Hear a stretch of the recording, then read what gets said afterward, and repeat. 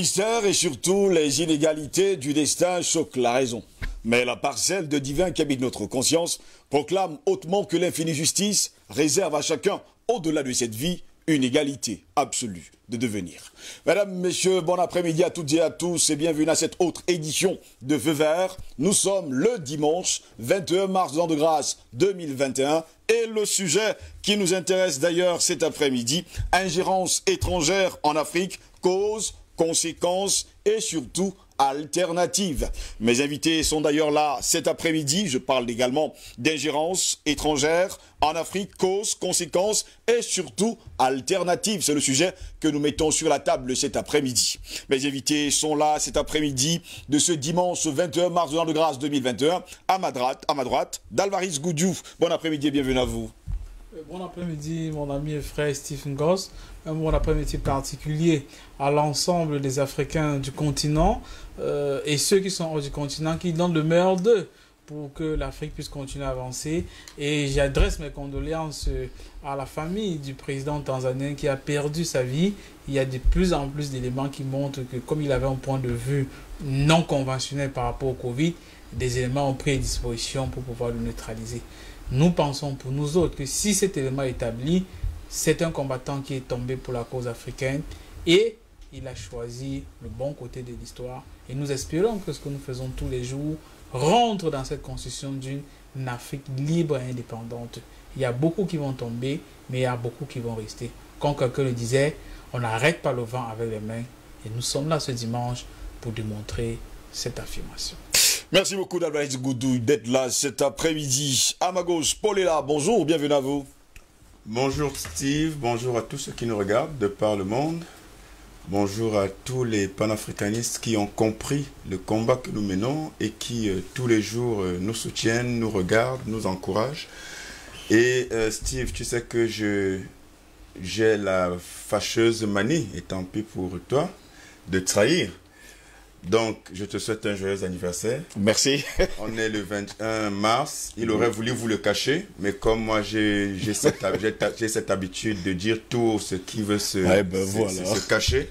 Donc, joyeux anniversaire. J'imagine que, comme les téléspectateurs qui nous regardent, on ne sera pas déçus avec une fin d'émission qui se terminera comme les autres. Et donc, je sais bien pouvoir compter sur ta magnanimité, ton sens de la famille pour qu'après cette émission, justement, on puisse humecter nos gosiers après avoir édifié nos téléspectateurs. Merci de me caresser dans le sens du poil. Hein? Merci beaucoup. Albert Anatola ici, bon après-midi et bienvenue. Bon après-midi, Steve Dongos. Je salue, n'est-ce pas, toute la chaîne de production de ce programme, notamment Feu Vert. Je salue, n'est-ce pas, mes co-panélistes. Je salue le Cameroun, je salue l'Afrique, je salue le monde. Je salue, n'est-ce pas, particulièrement tout cela, n'est-ce pas, qui du côté de l'Europe, justement, marche. Et ça dit qu'ils veulent défendre la liberté. Je parle, n'est-ce pas, de ces affaires, n'est-ce pas, de dictature sanitaire. Je renouvelle, je voudrais justement saisir la perche qui m'a été tendue par M. Poulela pour vous souhaiter joyeux anniversaire, tout en espérant, bien évidemment, c'est vrai, moi je ne suis pas très pâtissier autant pour moi, mais j'ose croire qu'il y a les commodités gastronomiques. Il y a les boissons africaines, le genre coupe-gorge là. Voilà. Après l'émission, donc je crois que ne vous inquiétez pas, je pense que je vous donnerai le harki. Par exemple, c'est ça, c'est typiquement africain et en plus ça soit le Covid. Ça soit le Covid. Les gens ne savent pas ce qu'en réalité c'est ce qu'on fait chez nous, mais ce n'est pas très différent du rhum que les gens boivent ailleurs. Justement ailleurs. Juste la conservation qui manque, hein, il faut le préciser. On a également Paul Bekima, président de Kepera Institute of Strategic Analysis, en direct depuis les États-Unis. À lui, nous allons également dire bon après-midi. On ne sait pas quelle heure il est là-bas. Bon après-midi, docteur Paul Bekima, et bienvenue à vous. Bonjour, Steve Goss. Merci de m'avoir invité. Ici, il est exactement 9 h du matin. Donc, à la suite de M. Ella et de Triple A, je vous souhaite un très bon anniversaire. J'ai dit bonjour au docteur Dalvaris Goudiou et à tous les techniciens et toutes les personnes qui font de ce programme un succès.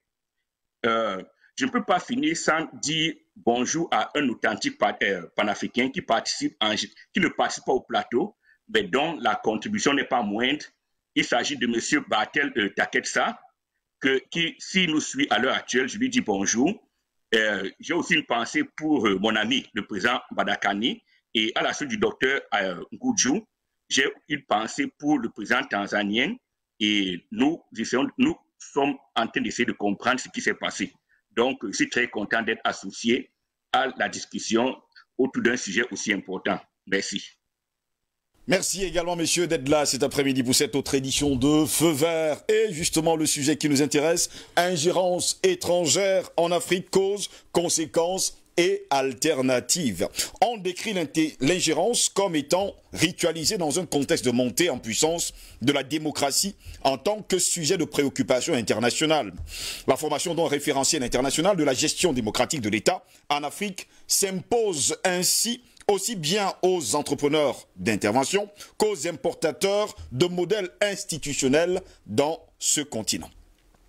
La mise en œuvre d'instruments internationaux d'action publique de promotion de la démocratie ouvre la possibilité de voir des logiques réalistes et parfois irréalistes à l'œuvre dans les différentes formes d'intervention. Elle permet également d'envisager l'interventionnisme et la réception de modèles institutionnels qui ne sont pas justement l'essence même de l'Afrique, comme des rites d'interaction au sens où Goffman l'entend. On se souvient du sommet États-Unis-Afrique tenu du 4 au 6 août 2014, lorsque le président américain de l'époque, Barack Hussein Obama, avait exhorté les chefs d'État africains à respecter la constitution de leurs pays respectifs. Des observateurs n'ont pas hésité à y voir un acte d'ingérence exceptionnel. D'ailleurs, plusieurs s'étaient demandé de quoi se mêle-t-on.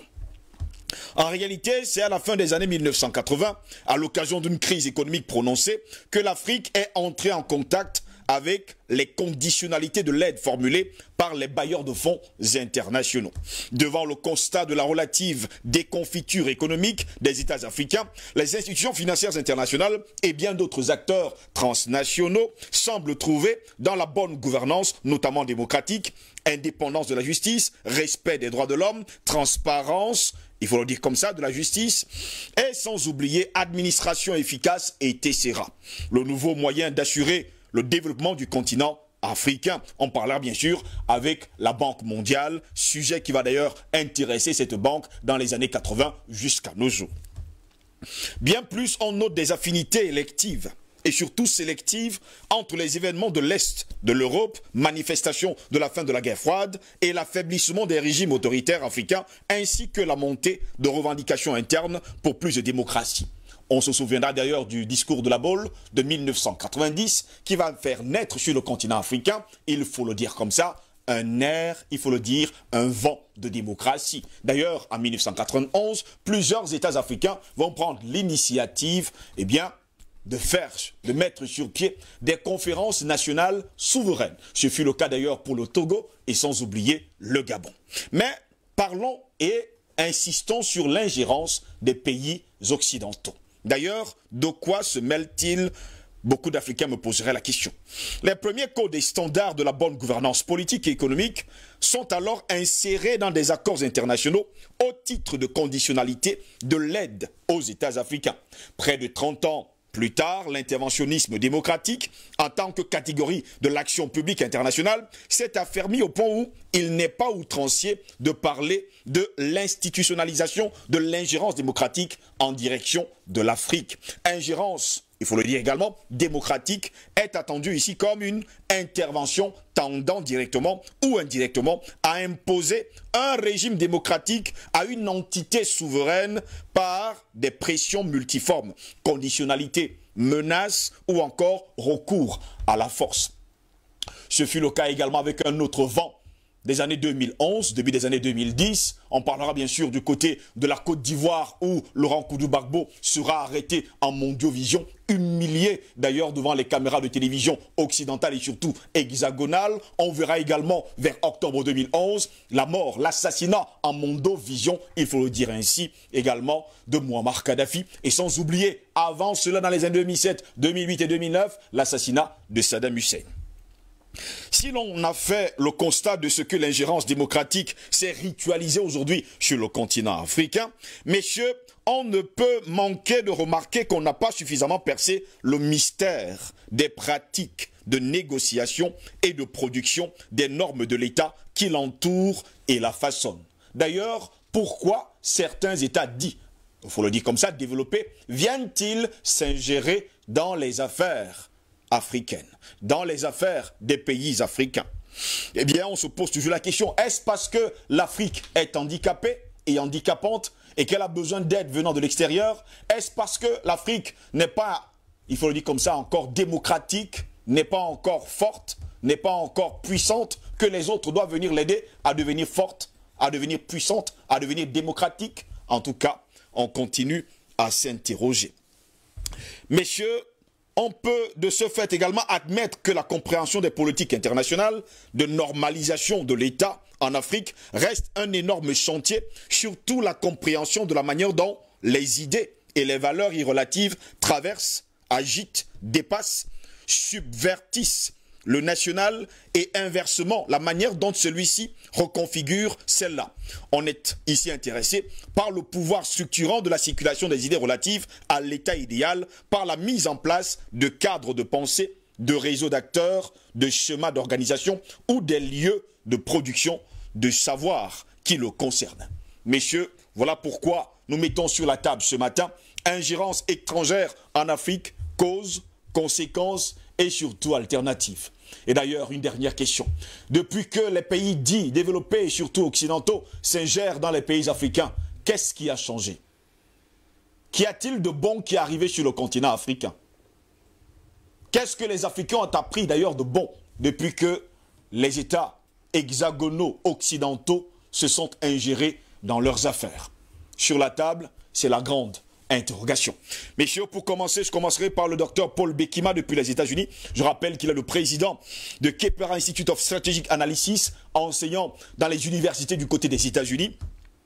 Docteur Paul Bekima, finalement, l'Afrique est-elle handicapée ou handicapante au point où elle a besoin à tout prix de l'Occident pour se relever, pour pouvoir marcher et vivre la démocratie? Monsieur Ngos, vous êtes un génie déjà par la façon dont vous posez les questions et par la façon dont vous présentez le sujet.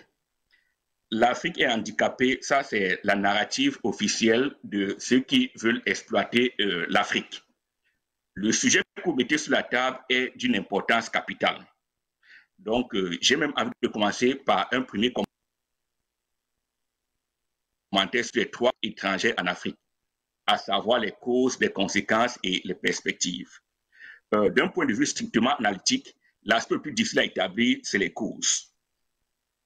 Mais les choses sont claires. Les Européens ont compris quelque chose depuis le XVe siècle, ont du mal à comprendre, ou en fait ont été, comment dire, contraints psychologiquement à s'en détourner ou à ne pas comprendre. Le docteur Arthur Lewis, dans ses études, a établi ses portes. L'Europe occidentale s'écroulerait en 6 mois. Peut-être que les choses ont légèrement changé. Les États-Unis tiendraient un peu plus d'1 an, mais s'écrouleraient également. Donc la vérité fondamentale est là.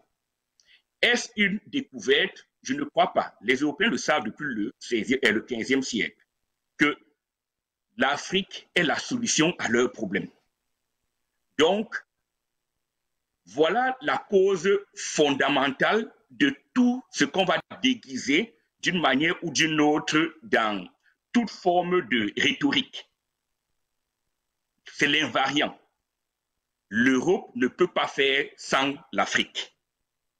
Et maintenant, je vais présenter quelques petites corrélations parce que, en général, une série de corrélations peuvent établir de façon formelle approximativement une cause. La traite négrière a aidé les Européens à résoudre leurs problèmes alimentaires. Et de là, l'Europe a constitué un capital pour apprêter et financer ce qu'elle a appelé sa révolution industrielle. Ce que les gens tardent souvent à oublier est que les Européens n'ont pas que fait la traite des Africains et tous les ingénieurs et les savants qu'il y avait en Afrique. Parce que quand vous lisez les livres sur les découvertes des Noirs, vous vous rendez compte qu'en fait, ces Noirs sont à la base de toutes les découvertes que les Européens prétendent avoir faites sur la durée. La fonte de l'acier dont ils se vantent était quelque chose qui était fait des milliers d'années en Afrique de l'Est avant que cela n'arrive en Europe. Vous voyez que quand il a été question de renforcer leur industrie, ils ont compris que les matières premières étaient nécessaires et ça se retrouve en Afrique. D'où la conférence de Berlin. Ils commencent à s'organiser et à organiser leur colonisation. Quand ils ont eu besoin de se refaire après la Première Guerre mondiale, il y a la conférence de Paris qui a débouché sur la SDN, qui commence donc à institutionnaliser leur contrôle du monde et plus particulièrement de l'Afrique. Vous voyez, Deuxième Guerre mondiale, ils renforcent, entre sur la scène des choses comme le FMI, la Banque mondiale en 1944, et ils renforcent un peu plus les Nations unies. Et chaque fois qu'ils ont une crise, vous voyez qu'ils vous inventent quelque chose de nouveau.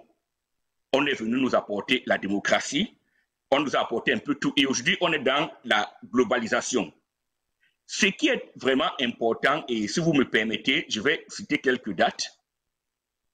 Les constantes qui ne vont pas changer. L'Européen a compris où se trouve son intérêt et que l'Afrique est son avenir. Sa psychologie est déjà totalement constituée dans ce sens-là depuis très très longtemps. Je vais vous donner quelques dates. La première date que je dois donner aux gens, c'est 325, le Concile de Nicée. Pourquoi est-ce que c'est important? Parce que tout est pour essayer d'harmoniser les enseignements.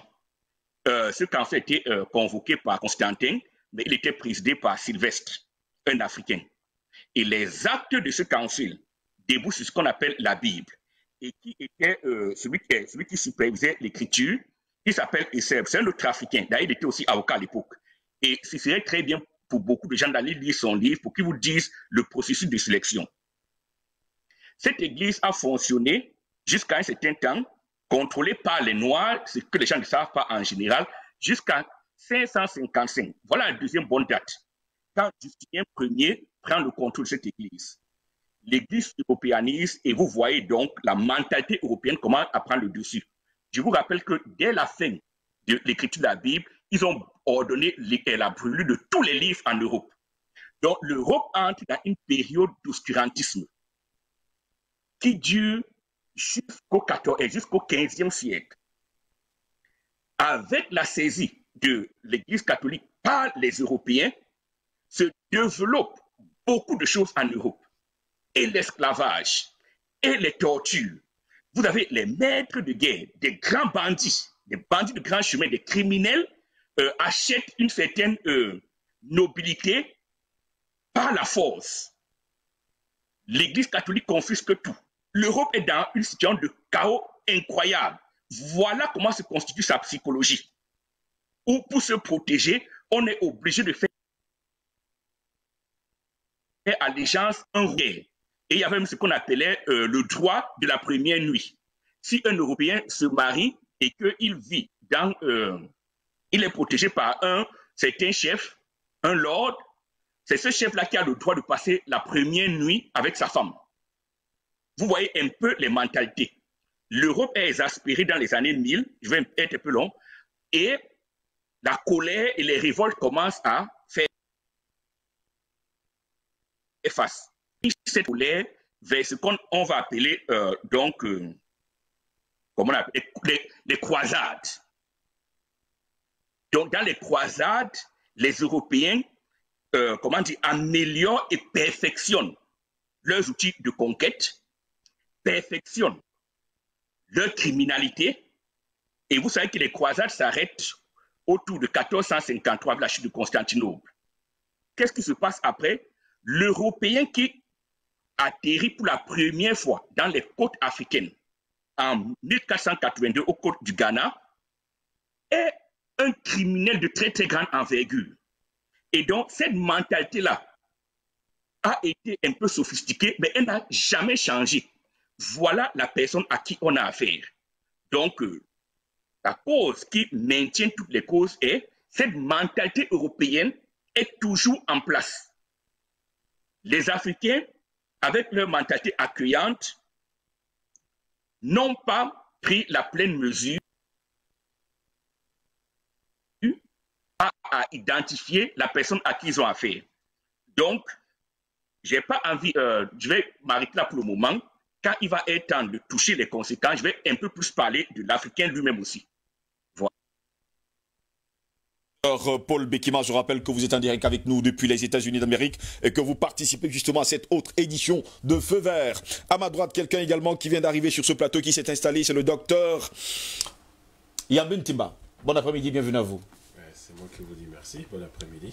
Vous nous avez trouvé justement en plein sujet, vous avez suivi le docteur Paul Bekima, il déclare haut et fort que l'Afrique est la solution à leurs problèmes. On parle bien sûr de l'Occident, donc depuis que l'Occident a connu que l'Afrique existe, l'Occident ne peut pas vivre justement sans l'Afrique et sans les Africains.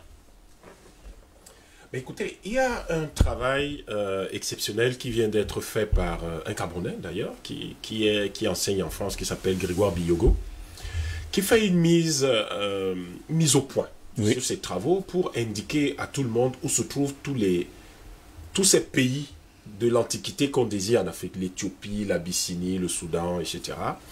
Et j'ai beaucoup apprécié ce travail parce que ça permettra justement aux Africains de mieux comprendre pour quelles raisons le reste du monde est accroché finalement à l'Afrique non seulement depuis 500 ans, pour ce qui est des Européens, de façon très particulière, mais ça a toujours été le cas, mais pour le reste du monde comme l'Extrême-Orient, tout autant.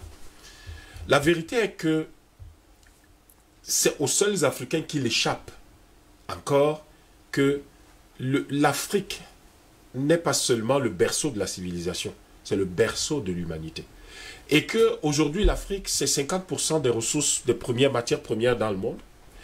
Et qu'en réalité, on a l'impression que chaque centimètre carré de l'Afrique regorge d'une matière première, d'une richesse naturelle.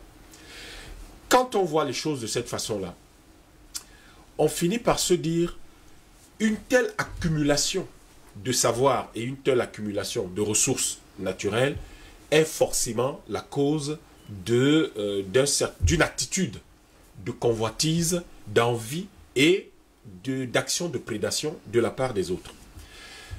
En l'an 2500, avant notre ère, Ramsès II adresse une prière à ses ancêtres.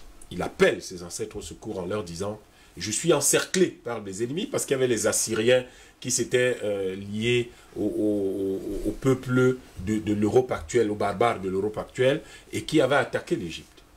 Et avant la grande bataille, il appelle ses ancêtres au secours. Et il leur dit, je suis encerclé, venez, parce que mon pays, l'Afrique, mon peuple, est complètement aux prises avec des gens qui lui veulent du mal, qui veulent le détruire. Et Ramsès, heureusement, remportera la victoire et restaurera la paix en Afrique et relancera la prospérité de l'Égypte antique. Mais il faut savoir que ce qu'on a appelé l'Éthiopie, c'est-à-dire le pays des Noirs, la plupart, ça n'a rien à voir avec l'Éthiopie actuelle. Rien du tout. Ça se situe exactement là où on trouve les Noirs les plus foncés. C'est-à-dire dans la zone de l'Afrique centrale. C'est ça, dans l'Antiquité. Il faut lire les textes des Grecs à l'époque, qui ont été très légèrement travestis, qui ont été travestis par les Européens, parce qu'il fallait nécessairement démontrer que tout ce qui est au sud du Sahara est en dehors de l'histoire. Quand vous prenez ce qu'on appelle le Soudan, le Soudan, c'est pas le Sahel, c'est un peu plus bas, vers ce qu'on appellera plus tard la Côte de l'Or. Et l'Abyssinie, c'est ça le vrai nom de l'Éthiopie, en réalité. Le pays de Punt.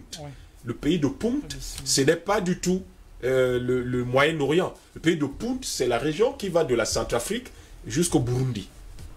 Lorsque vous remettez cela sur la table et que vous jetez un regard nouveau sur l'Antiquité et sur l'histoire de la période qu'on a appelée Moyen-Âge ou de l'histoire récente, vous comprenez très bien pourquoi l'Afrique est en réalité la proie qu'on voit le reste du monde. Mais l'Afrique est une proie intelligente.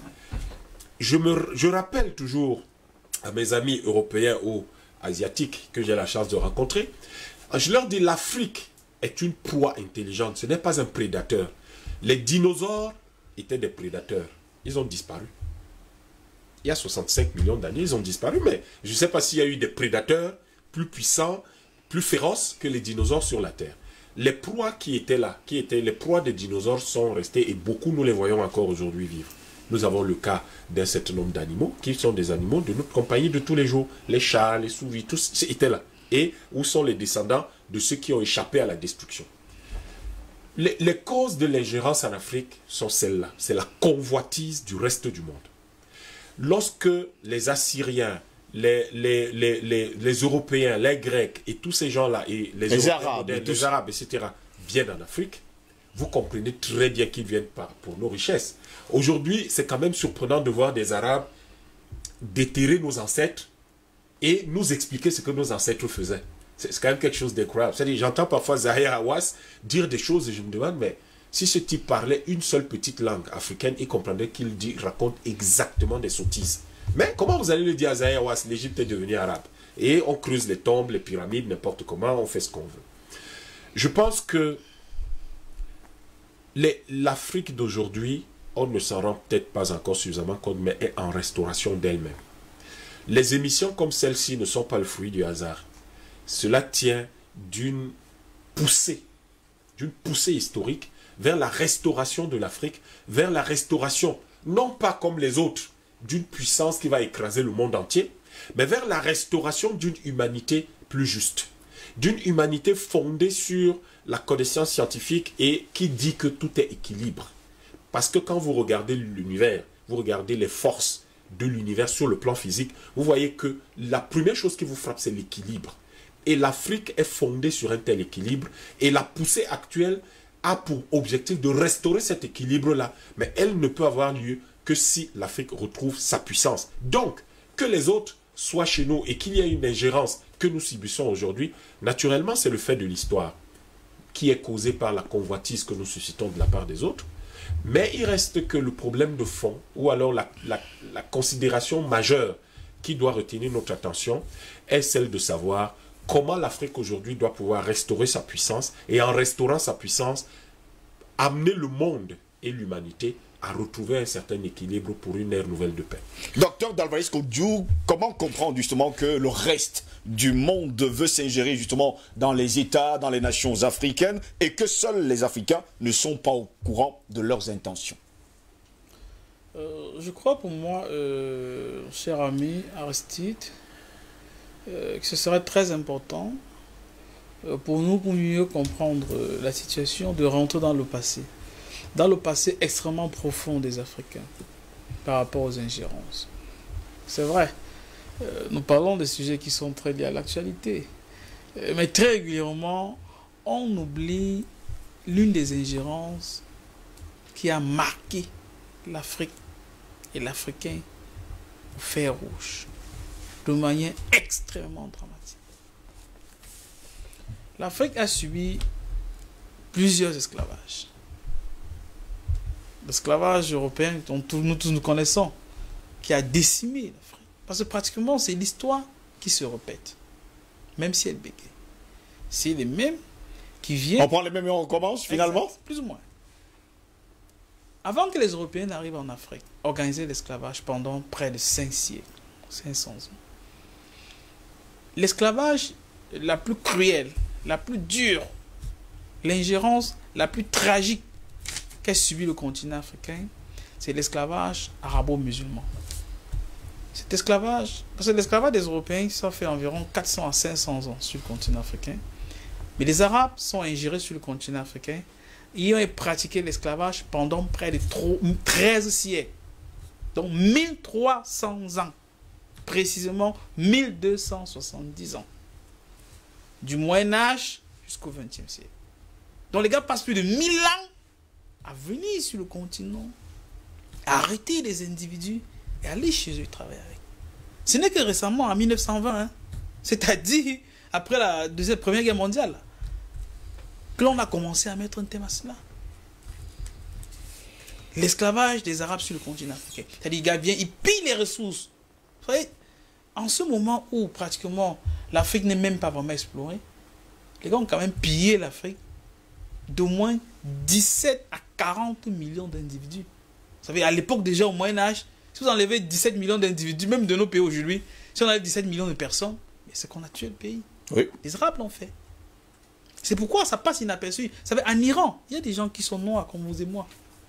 Ils sont très nombreux d'ailleurs. Ils sont très nombreux chez les Arabes. C'est des gars qui viennent du continent. Donc on a pris toute notre force là-bas parce qu'ils avaient besoin de ça pour travailler chez eux. Cette ingérence-là, c'est parce qu'ils avaient besoin de travailler chez eux et ils se sont dit, allons retrouver la ressource sur le continent africain. Ça, c'est l'une des plus tragiques.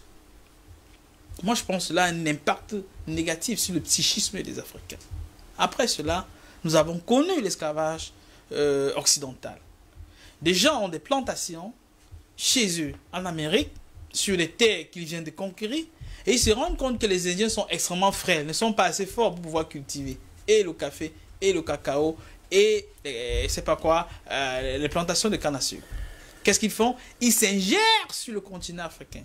Ils pillent les hommes les plus robustes, les plus colossaux sur le continent. Ils partent là-bas cultiver les plantations de canne à sucre et de tabac. Soit dit en passant, c'est l'essence même de la révolution industrielle. Pourquoi? Parce que d'abord le continent américain est conquis par les Européens, notamment la Grande-Bretagne, l'Espagne, etc. Quand ils commencent à cultiver là-bas, il faut bien les machines pour transformer les grandes quantités de production. D'où l'avancée de la technologie industrielle. Et surtout, cela contribue à ce qu'est les États-Unis aujourd'hui. Pourquoi? Parce qu'au fur et à mesure que les États-Unis sont en train de commercer, ils se rendent compte qu'ils peuvent être indépendants des Anglais. Et les dispositions sont prises dans ce sens-là. De plus en plus, il y a un embargo qui est mis sur les produits venant, notamment le tabac venant de l'Angleterre, du continent européen. Et les Américains se développent dans ce sens-là. Là, nous sommes extrêmement loin. Nous sommes dans le passé lointain. Après cela, nous avons entendu parler les grands appels à l'abolition de l'esclavage. Nous avons vu la colonisation. L'ingérence par la colonisation, des gens viennent sur notre continent, ils disent qu'ils nous apportent la civilisation. Alors que notre ami, Dr Yam, tout à l'heure, pendant ses propos, a bien démontré que les gars ne peuvent pas nous apprendre la civilisation quand il y en avait chez nous plus que chez eux.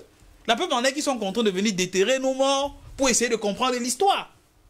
Mais de quelle civilisation parlent-ils quand ils viennent chez nous? Ils viennent dans des sociétés qui sont organisées, avec des chefs, avec des cultures, avec des armées, avec des personnes qui travaillaient normalement. Des États bien constitués. Des États bien organisés. Oui. Ils essayent même, quand les Grecs quittent, en réalité, la civilisation grecque, puisque en réalité, pour les Européens, la Grèce est le berceau de la civilisation. Oui. Mais tous ces gars, les Socrates, mais les gars quittent tous là-bas pour venir en Égypte, auprès des prêtres égyptiens, apprendre ce que c'est que la démocratie, apprendre à ce que c'est que la gestion de la cité, l'organisation de la cité. Ils rentrent en Grèce avec cela. Ils disent, voici ce qu'on fait, voici comment on organise le monde. C'est ça qui participe à ce que la Grèce devienne la première puissance mondiale. Et elle est construite comme elle est construite aujourd'hui, grâce justement aux constructions africaines et surtout égyptiennes. Exact. Avec Alexandre le Grand. Ils apprennent ça ici en Égypte.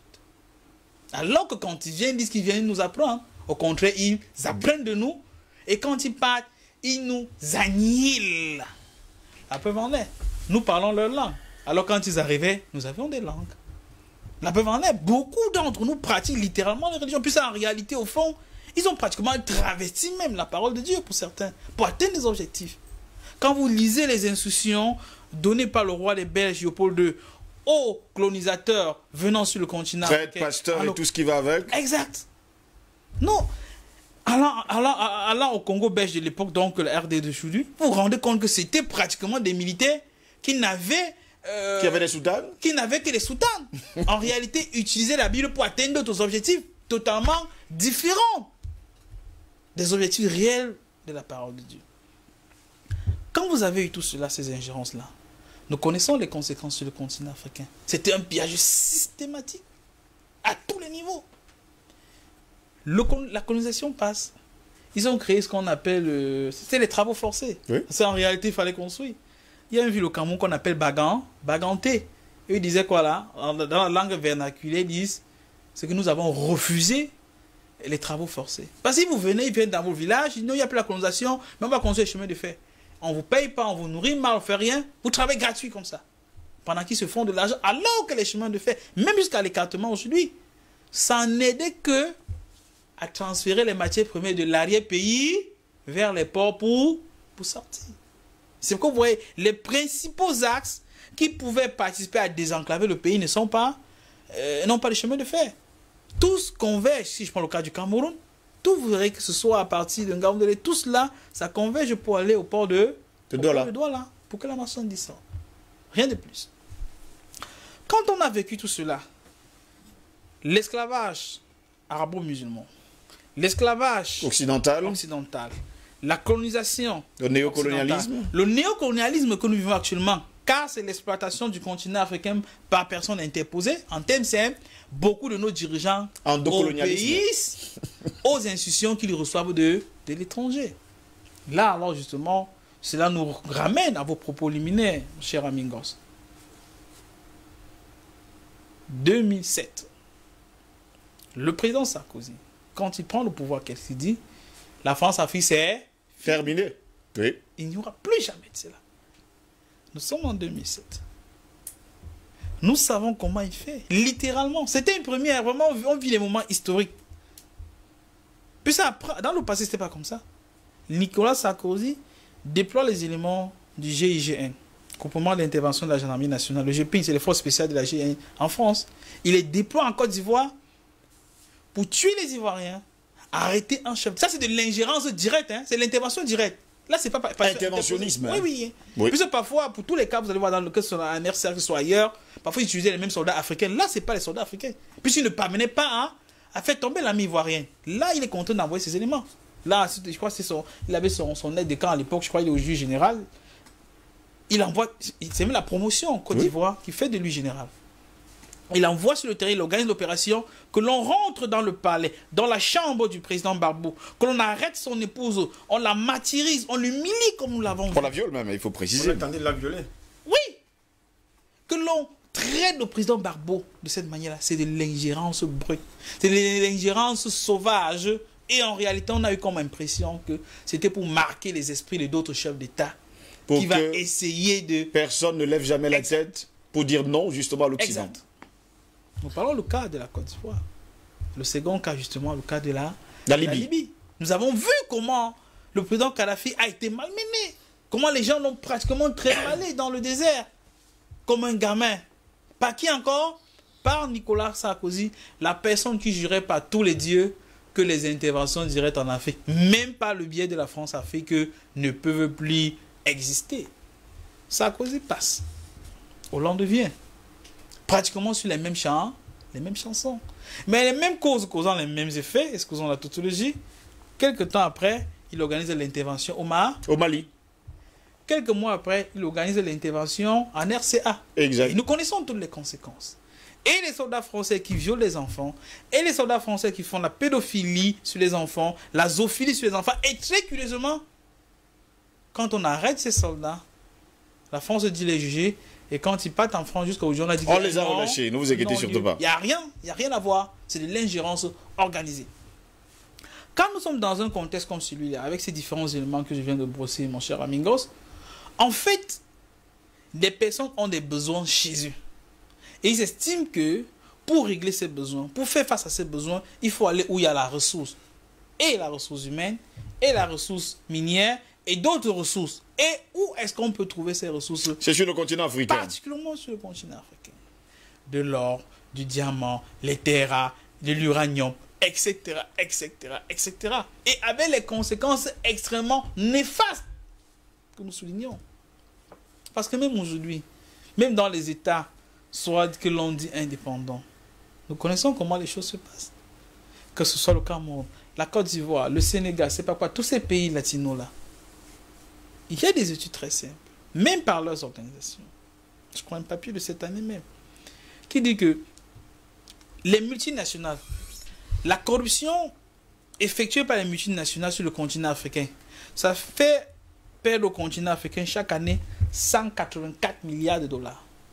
184 milliards de dollars, c'est plus de 80 000 milliards de francs CFA. Ça, ce n'est qu'une nouvelle corruption. C'est-à-dire, les gars viennent avec l'argent de la mallette, ils veulent tel marché, c'est pas quoi. Et ce sont eux qui ont institué d'ailleurs la corruption sur le continent africain. Parce que la corruption, elle n'existait pas. Non, elle n'existait pas. Donc, ils viennent, ils veulent tel marché, un marché pour une entreprise qui vaut peut-être 100 milliards, ils vont acheter à 10 milliards et donner 1-2 milliards, c'est pas des individus. Ça fait que l'État rétro-commission. Or, une autre étude démontre que les difficultés importantes que vous et moi avons sur le continent, en matière d'électricité par exemple, c'est l'une des causes qui explique le fait que nous ne sommes pas industrialisés. Car une industrie lourde a besoin d'énergie.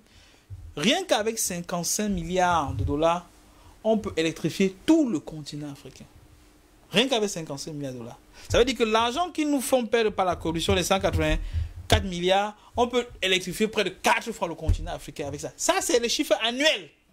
Alors que les 55 milliards, c'est à vie. À vie, oui. Et ça se comprend. Je vais dire, cette ingérence fait que sur le continent africain, nous avons des problèmes les plus élémentaires.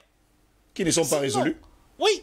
Sinon, est-ce que c'est explicable que l'une des premières entreprises du monde entier en ce qui concerne l'énergie nucléaire, c'est une entreprise française, Areva.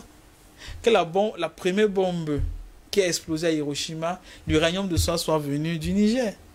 Que toute l'Europe soit éclairée parce que Areva exporte de l'uranium partout pratiquement. Et le vend sur tout le continent européen. Exact. Mais qu'à Niamey, il n'y ait pas d'électricité à plus de 2 km du centre-ville. Est-ce que c'est explicable? Ça, ce sont les conséquences directes de cette ingérence-là. Et pour cela, nous avons des exemples pratiquement partout, même au Cameroun. Quand vous allez à Edea, le barrage d'Edea, est-ce que vous savez, moi ça m'a surpris. Hein? Je travaille sur un projet, nous avons besoin de beaucoup d'éléments de carrière. Est-ce que vous savez qu'il y a des villages qui ne sont pas loin du barrage ici à Edea, quelques kilomètres, mais c'est pas électrifié. Vous parlez du barrage d'Edea seulement? Je vous parle du barrage de Sorlolo, à Massok, il n'y a pas d'électricité. Il n'y a même pas une ampoule. À la Massok, c'est à Massok qu'il y a le barrage de Sorlolo. Oui, je prends, et puis c'est plus proche de nous. Il n'y a pas d'électricité. Les villageois, très bien. Les villageois passent tous les jours là, il n'y a pas d'électricité. Il y a des quartiers qui n'ont pas de poteau. Est-ce que c'est explicable? Donc, voilà. Parce que nous avons à côté de cette usine une grande multinationale, Alu Cameroun pas la cité, qui n'appartient pas à l'État du Cameroun, qui consomme la grande partie de l'électricité qui est produite, mais ce sont les Camerounais qui doivent payer les factures. C'est ça qui est la vérité.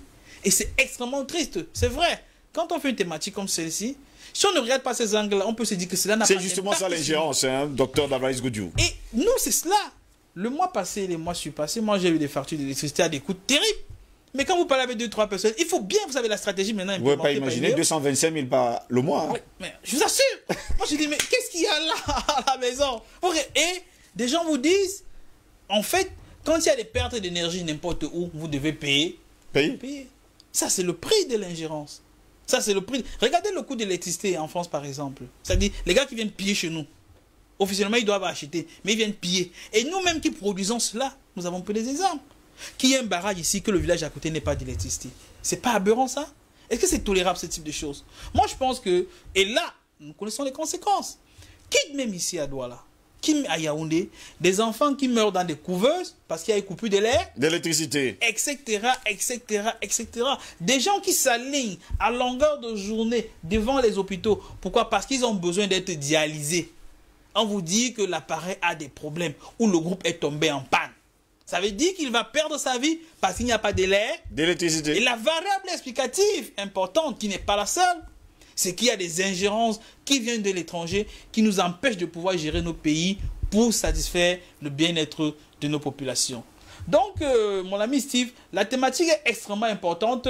Et très large également. Oui, extrêmement importante, extrêmement large. Et ce sont les thématiques qui devraient nous pousser à refaire une introspection. Je vais sortir par là. Il y a des ingérences. Mais sincèrement, est-ce que nous pouvons affirmer, sans risque de nous tromper, que les ingérences sont faites sans le concours de certains d'entre nous? C'est la grande interrogation. Sans le concours de nos dirigeants? Ça, c'est mon interrogation. Et je vais me tourner vers Paulela pour cette interrogation. Les Africains, et je mets en premier, il faut le dire comme ça, Paulela, les gouvernants continuent à penser que les leucodermes sont des dieux devant qui il faut justement se plier, s'humilier, à la limite se rabaisser, et qu'ils ne peuvent rien justement sans ces leucodermes. Jusqu'à quand va-t-on continuer à penser ainsi? On va continuer à penser ainsi, Steve, tant que nous n'aurons pas compris, tant que nous n'aurons pas atteint la masse critique d'Africains qui comprennent, qui se révoltent intellectuellement et qui décident comme ça de façon collective de se libérer des géoles idéologiques que l'Occident nous impose depuis des siècles aujourd'hui.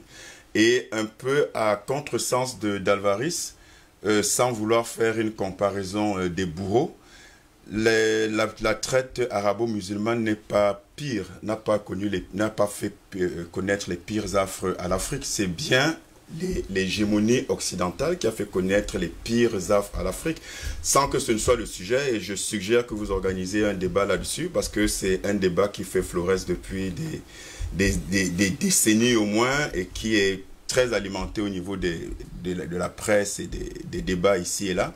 Mais juste faire allusion au fait que, en réalité, quand on parle de la traite négrière et de l'esclavage, et qu'on parle de 5 siècles, c'est le strict minimum. Parce que quand on parle d'esclavage, il n'y a pas que l'esclavage physique. Quand on parle de colonisation, il n'y a pas que la colonisation physique. Il n'y a pas que le pillage des ressources matérielles et physiques. Il y a un pillage systématique, millénaire au moins, des ressources intellectuelles et qui ont une conséquence extrêmement grave, plus que toute autre conséquence. Je rappelle que la traite arabo-musulmane qui a fait 13 siècles en Afrique, sans vouloir la relativiser, n'a pas eu la capacité et le niveau de nuisance et de déstructuration des sociétés africaines. Il faut bien qu'on se le dise. Et quand on parle des 5 siècles d'esclavage en Afrique, en réalité, ce qu'il faut regarder, ce n'est pas la maltraitance esclavagiste et colonisatrice au sens physique du terme. Il faut regarder les fondements de l'hégémonie impérialiste et capitaliste qui, en réalité, déstructure des peuples. C'est en réalité dans le sens vers lequel il faut regarder. Et quand on parle de déstructuration idéologique, structurelle et civilisationnelle des peuples africains, ça date depuis au moins Alexandre le Grand. Et Alexandre le Grand, je vous rappelle que c'est environ 400 ans avant notre ère, c'est-à-dire avant Jésus-Christ. Et si on fait la comptabilité, en fait, des peines, des souffrances et des conséquences, puisque ça fait partie du sujet, de l'hégémonie extérieure et donc de l'ingérence extérieure dans les affaires africaines de l'Afrique en tant que peuple, l'Occident, l'Europe précisément, c'est plus de 2400 ans. Si on prend depuis Alexandre le Grand, l'Égypte, c'est d'ailleurs pour ça qu'on l'appelait le Grand, parce que c'était, dit-on, un grand conquérant. Quand on parle de Jules César et de l'époque de l'Empire romain, entre le 10e siècle avant Jésus-Christ et un peu après, avant le 5e siècle après notre ère, on se rend bien compte que les Romains ont continué la sale besogne des Grecs, avec notamment la destruction par le feu de la bibliothèque d'Alexandrie, justement pour dissimuler toutes les preuves et pour que aujourd'hui des incultes comme M. Sarkozy puissent dire au nez à la barbe des Africains que l'Afrique n'a pas d'histoire. Donc, regardons... N'est jamais entré dans l'histoire, en tout cas. N'est jamais entré dans l'histoire, n'a pas d'histoire, tout ce qu'ils veulent, ils disent tout et n'importe quoi. Mais qu'importe, les véritables Africains savent d'où ils viennent, ils savent ce qu'ils sont, ils savent ce qu'ils valent, et ils savent qu'ils ont été et ils sont le fondement de l'humanité, et ils seront la toiture de l'humanité. C'est en train de se dessiner. La maison du monde, la maison de l'humanité ne s'est jamais faite sans l'Afrique et ne se fera jamais sans l'Afrique. Nous sommes au début de toutes choses, nous serons à la fin de toutes choses. Et donc, l'ingérence occidentale, en réalité, est basée sur une seule chose. La civilisation occidentale qui est à l'agonie aujourd'hui et qui est en train de mourir aujourd'hui est basée sur une seule chose. En tout cas, principalement, de laquelle découlent tous les autres dérivés hégémoniques qu'on voit aujourd'hui. C'est la violence. C'est la violence. Tout a commencé avec la violence. Je vous ai parlé d'Alexandre le Grand. Vous pensez que les conquêtes qu'Alexandre le Grand faisait en Afrique et dans le monde, c'était en négociant avec les peuples qu'ils allaient conquérir? C'était avec la pire violence. Vous voulez qu'on parle des Romains? avec Jules César et les autres. Vous voulez qu'on parle du début de l'esclavage et avant même l'esclavage, quand l'Europe sort quand même, je vous rappelle, d'une guerre de 100 ans. En 1453, il sort d'une guerre de 100 ans qui décime l'Europe, qui décime au moins la moitié de la population, non seulement par la guerre, mais par la peste noire. Et l'Europe se retrouve totalement à genoux. Et l'Europe va se refaire une santé, rappelez-vous. Rappelez-vous des croisades, rappelez-vous des bûchers, rappelez-vous de l'Inquisition. Il n'y a pas pire violence que ce qu'on appelle et ce qu'on considère comme une civilisation occidentale aujourd'hui. C'est Michel Onfray qui disait que une civilisation, en réalité, c'est une barbarie qui a prospéré. Et je suis totalement d'accord avec lui. Et c'est le cas avec l'Europe aujourd'hui. On parle de civilisation, on parle de... Ils s'érigent en donneurs de leçons, mais à qui ils veulent donner des leçons? L'Afrique, de laquelle ils ont tout tiré, depuis l'Égypte antique, tout appris, que ce soit la médecine avec le premier médecin le plus loin dans l'histoire connu qu'est Imhotep, avec Hérodote, le premier historien grec, qui lui-même dit qu'il a tout tiré de l'Afrique, notamment de l'Égypte antique. Vous voulez qu'on parle des pyramides de Kouch, dont on ne parle jamais précisément parce que aujourd'hui, dans la localité de Kouch, aujourd'hui, dans ce qui est considéré comme le Soudan, il y a des... Je vous rappelle que le Soudan d'aujourd'hui regorge de beaucoup plus de pyramides que l'Égypte. Mais posez-vous les vraies questions. Pourquoi on parle plus de l'Égypte et pas du Soudan? Mais parce que le Soudan, dans sa réalité actuelle, est encore noir. Oui. Et que ça va bien révéler que c'était un mensonge millénaire que l'Occident a voulu faire croire au monde entier et continue de vouloir faire croire au monde entier de mauvaise foi qu'il était impossible pour des Noirs de construire des pyramides, que eux-mêmes jusqu'ici, avec leurs prétendus... C'est plus de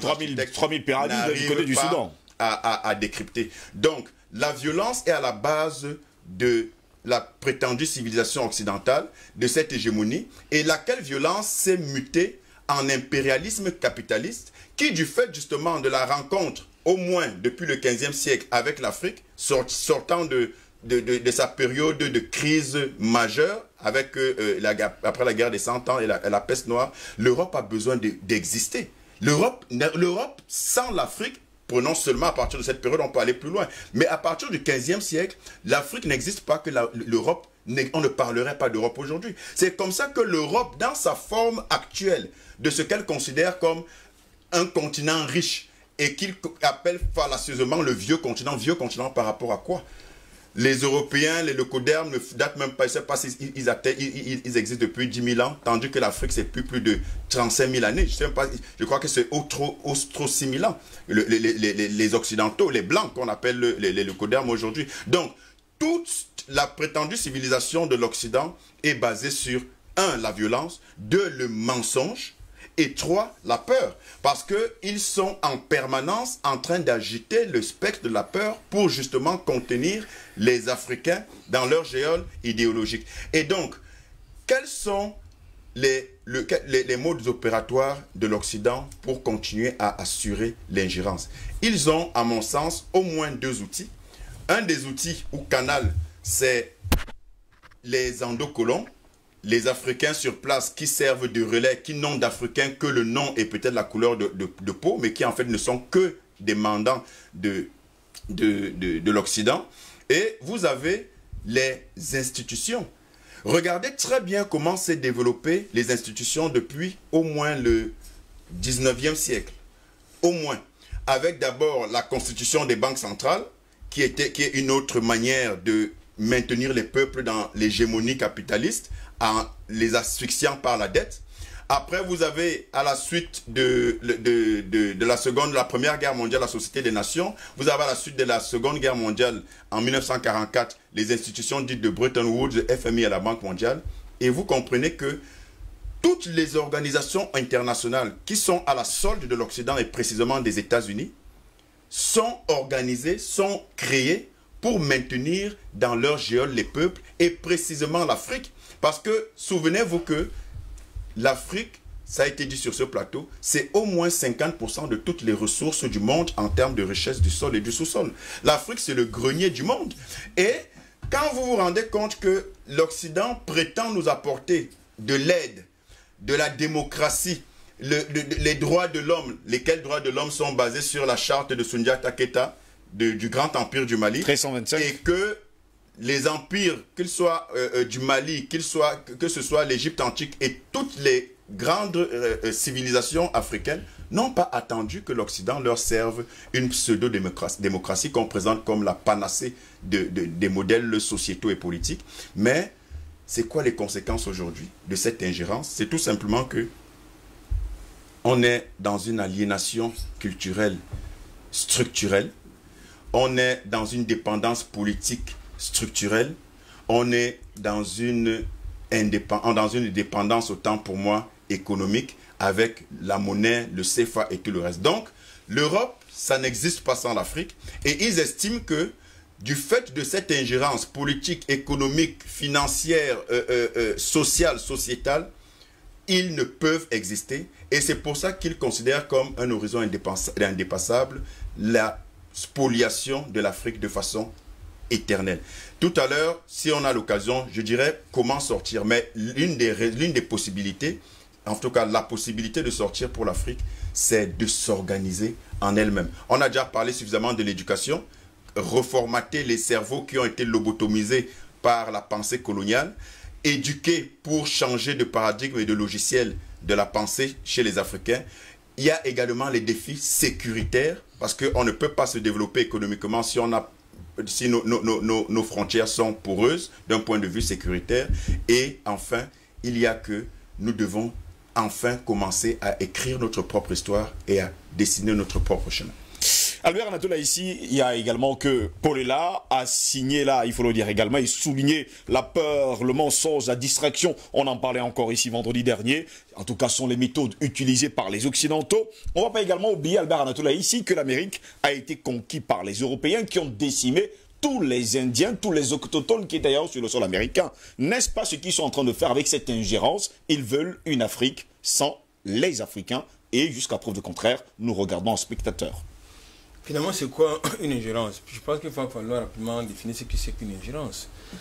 C'est le droit octroyé à un État supposé plus fort que notre de s'occuper de ses affaires. Justement. Sur son territoire, ayant le mandat d'une institution supranationale. C'est ce qui se passe, notamment sur le continent africain, parce que nous constatons, malheureusement, avec quelquefois beaucoup de désolation, que c'est beaucoup plus le continent africain qui est plus visé par l'ingérence. Vous avez pris tantôt quelques cas d'école qui sont relativement récents, notamment la Côte d'Ivoire, la Libye, l'Irak et consorts.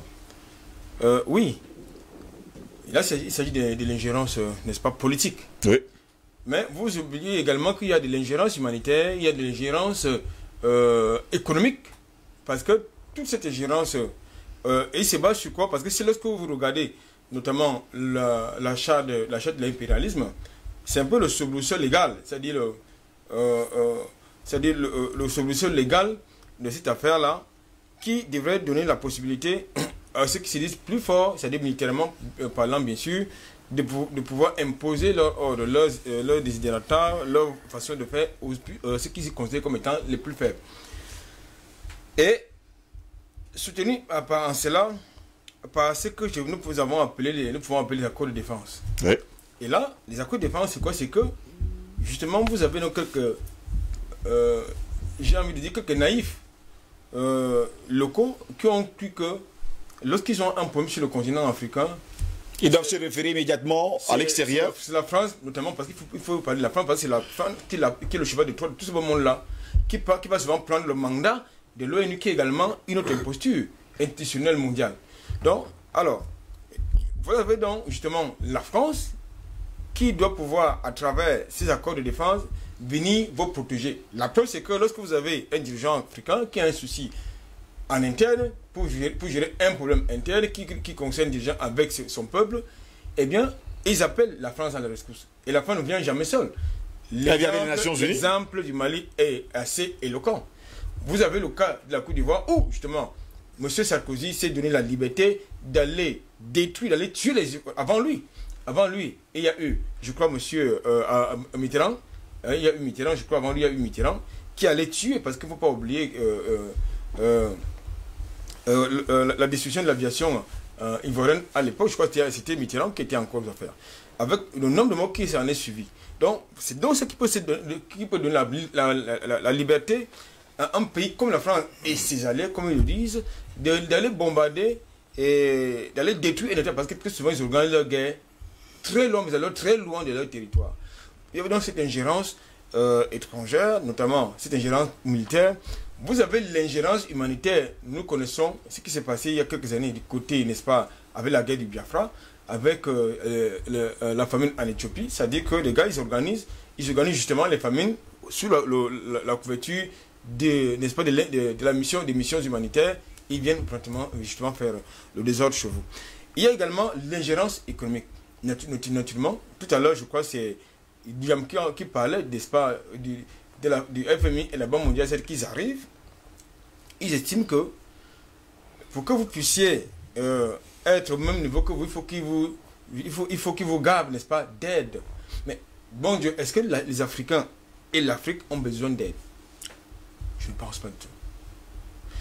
L'exemple que vous prenez, j'aime beaucoup plus rentrer dans le contexte africain. Parce qu'aujourd'hui, même si nous sommes dans la mondialisation ou la globalisation, tout ce que vous voulez, c'est l'Afrique qui nous intéresse. Ça ne veut pas pourtant dire que ce qui se passe ailleurs ne doit pas nous concerner. Ça nous concerne au plus haut champ.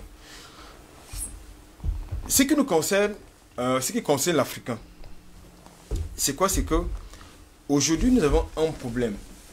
Notre problème, c'est le modèle. C'est d'abord le modèle dirigeant que nous avons aux affaires.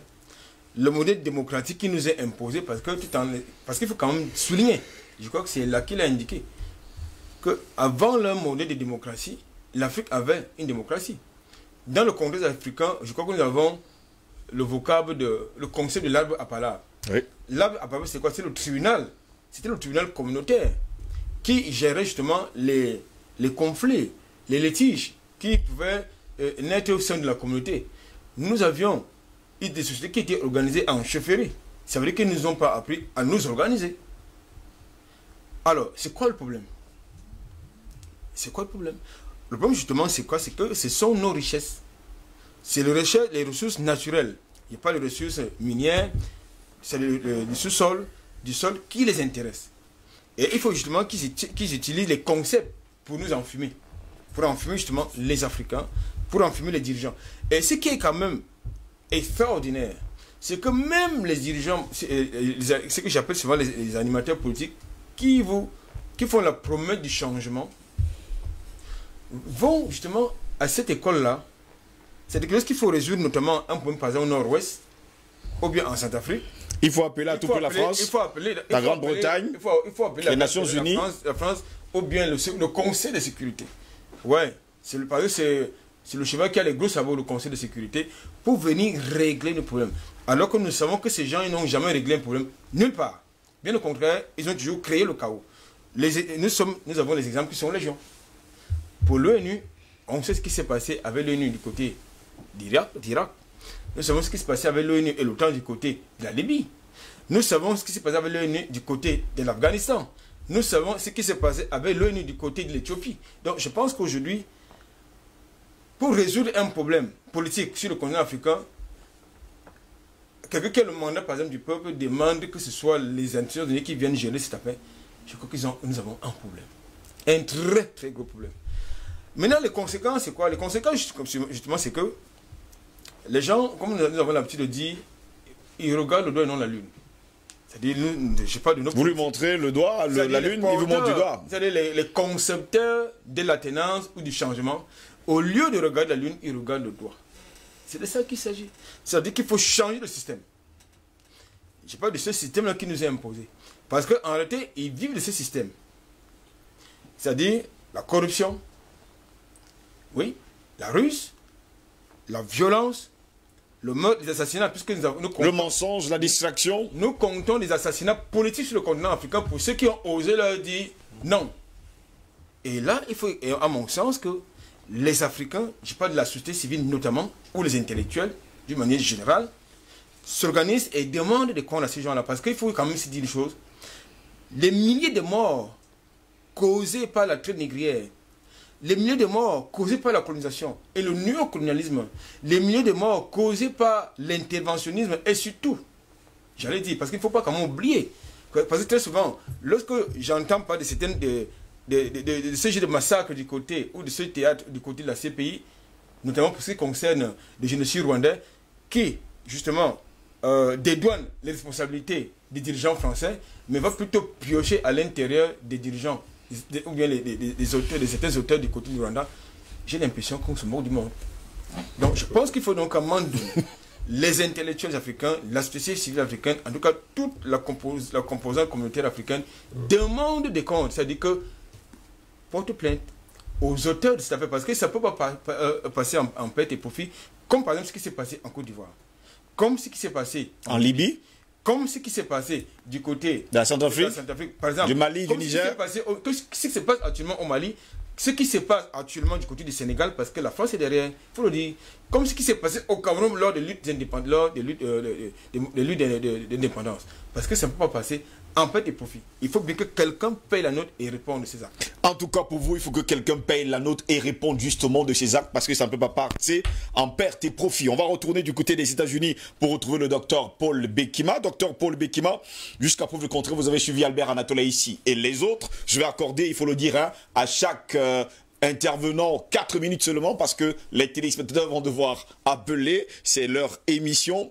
Docteur Paul Bekima, je vais revenir avec vous, je poserai cette question: comment comprendre, quelle est cette pensée de l'Africain qui pense que l'aide viendra du Conseil de sécurité des Nations Unies, de la France, des États-Unis, de la Grande-Bretagne? Comment passer encore le temps à réfléchir ainsi, alors que nous sommes en plein 21e siècle, nous sommes en 2021, pour résoudre un problème, il faut passer par le Conseil de sécurité des Nations Unies. Steve Goss, je vais toujours le dire, vous avez toujours d'excellentes questions et j'ai suivi avec beaucoup d'intérêt les brillantes interventions des uns et des autres. Vous embrayez ainsi dans la partie conséquences, parce que nous sommes dans les conséquences, les symptômes, c'est-à-dire on voit les symptômes de quelque chose, c'est-à-dire des conséquences dévastatrices de cette domination sans partage du monde occidental. Si vous voulez comprendre ce qu'est l'Africain d'aujourd'hui, vous devez comprendre quelle est la mentalité occidentale qui a créé l'Africain d'aujourd'hui. Et il n'y a rien de mieux que quand on veut comprendre déjà un peuple, de comprendre quels sont ses héros. C'est-à-dire, on a eu affaire pendant très longtemps à une civilisation qui nous a façonné. On parle leur langue, on a leurs habitudes. Et alors que dans cette civilisation, la criminalité est un moyen honorable de promotion sociale. Voilà l'un des problèmes. Nous sommes le produit ou le sous-produit de cette civilisation. Cela était vrai hier, cela l'est encore vrai aujourd'hui. Lorsque vous lisez les livres d'histoire de l'Europe, les livres qui nous apportent, et c'est ce qu'ils appellent l'histoire, quels sont leurs héros? Monsieur Ella a parlé d'Alexandre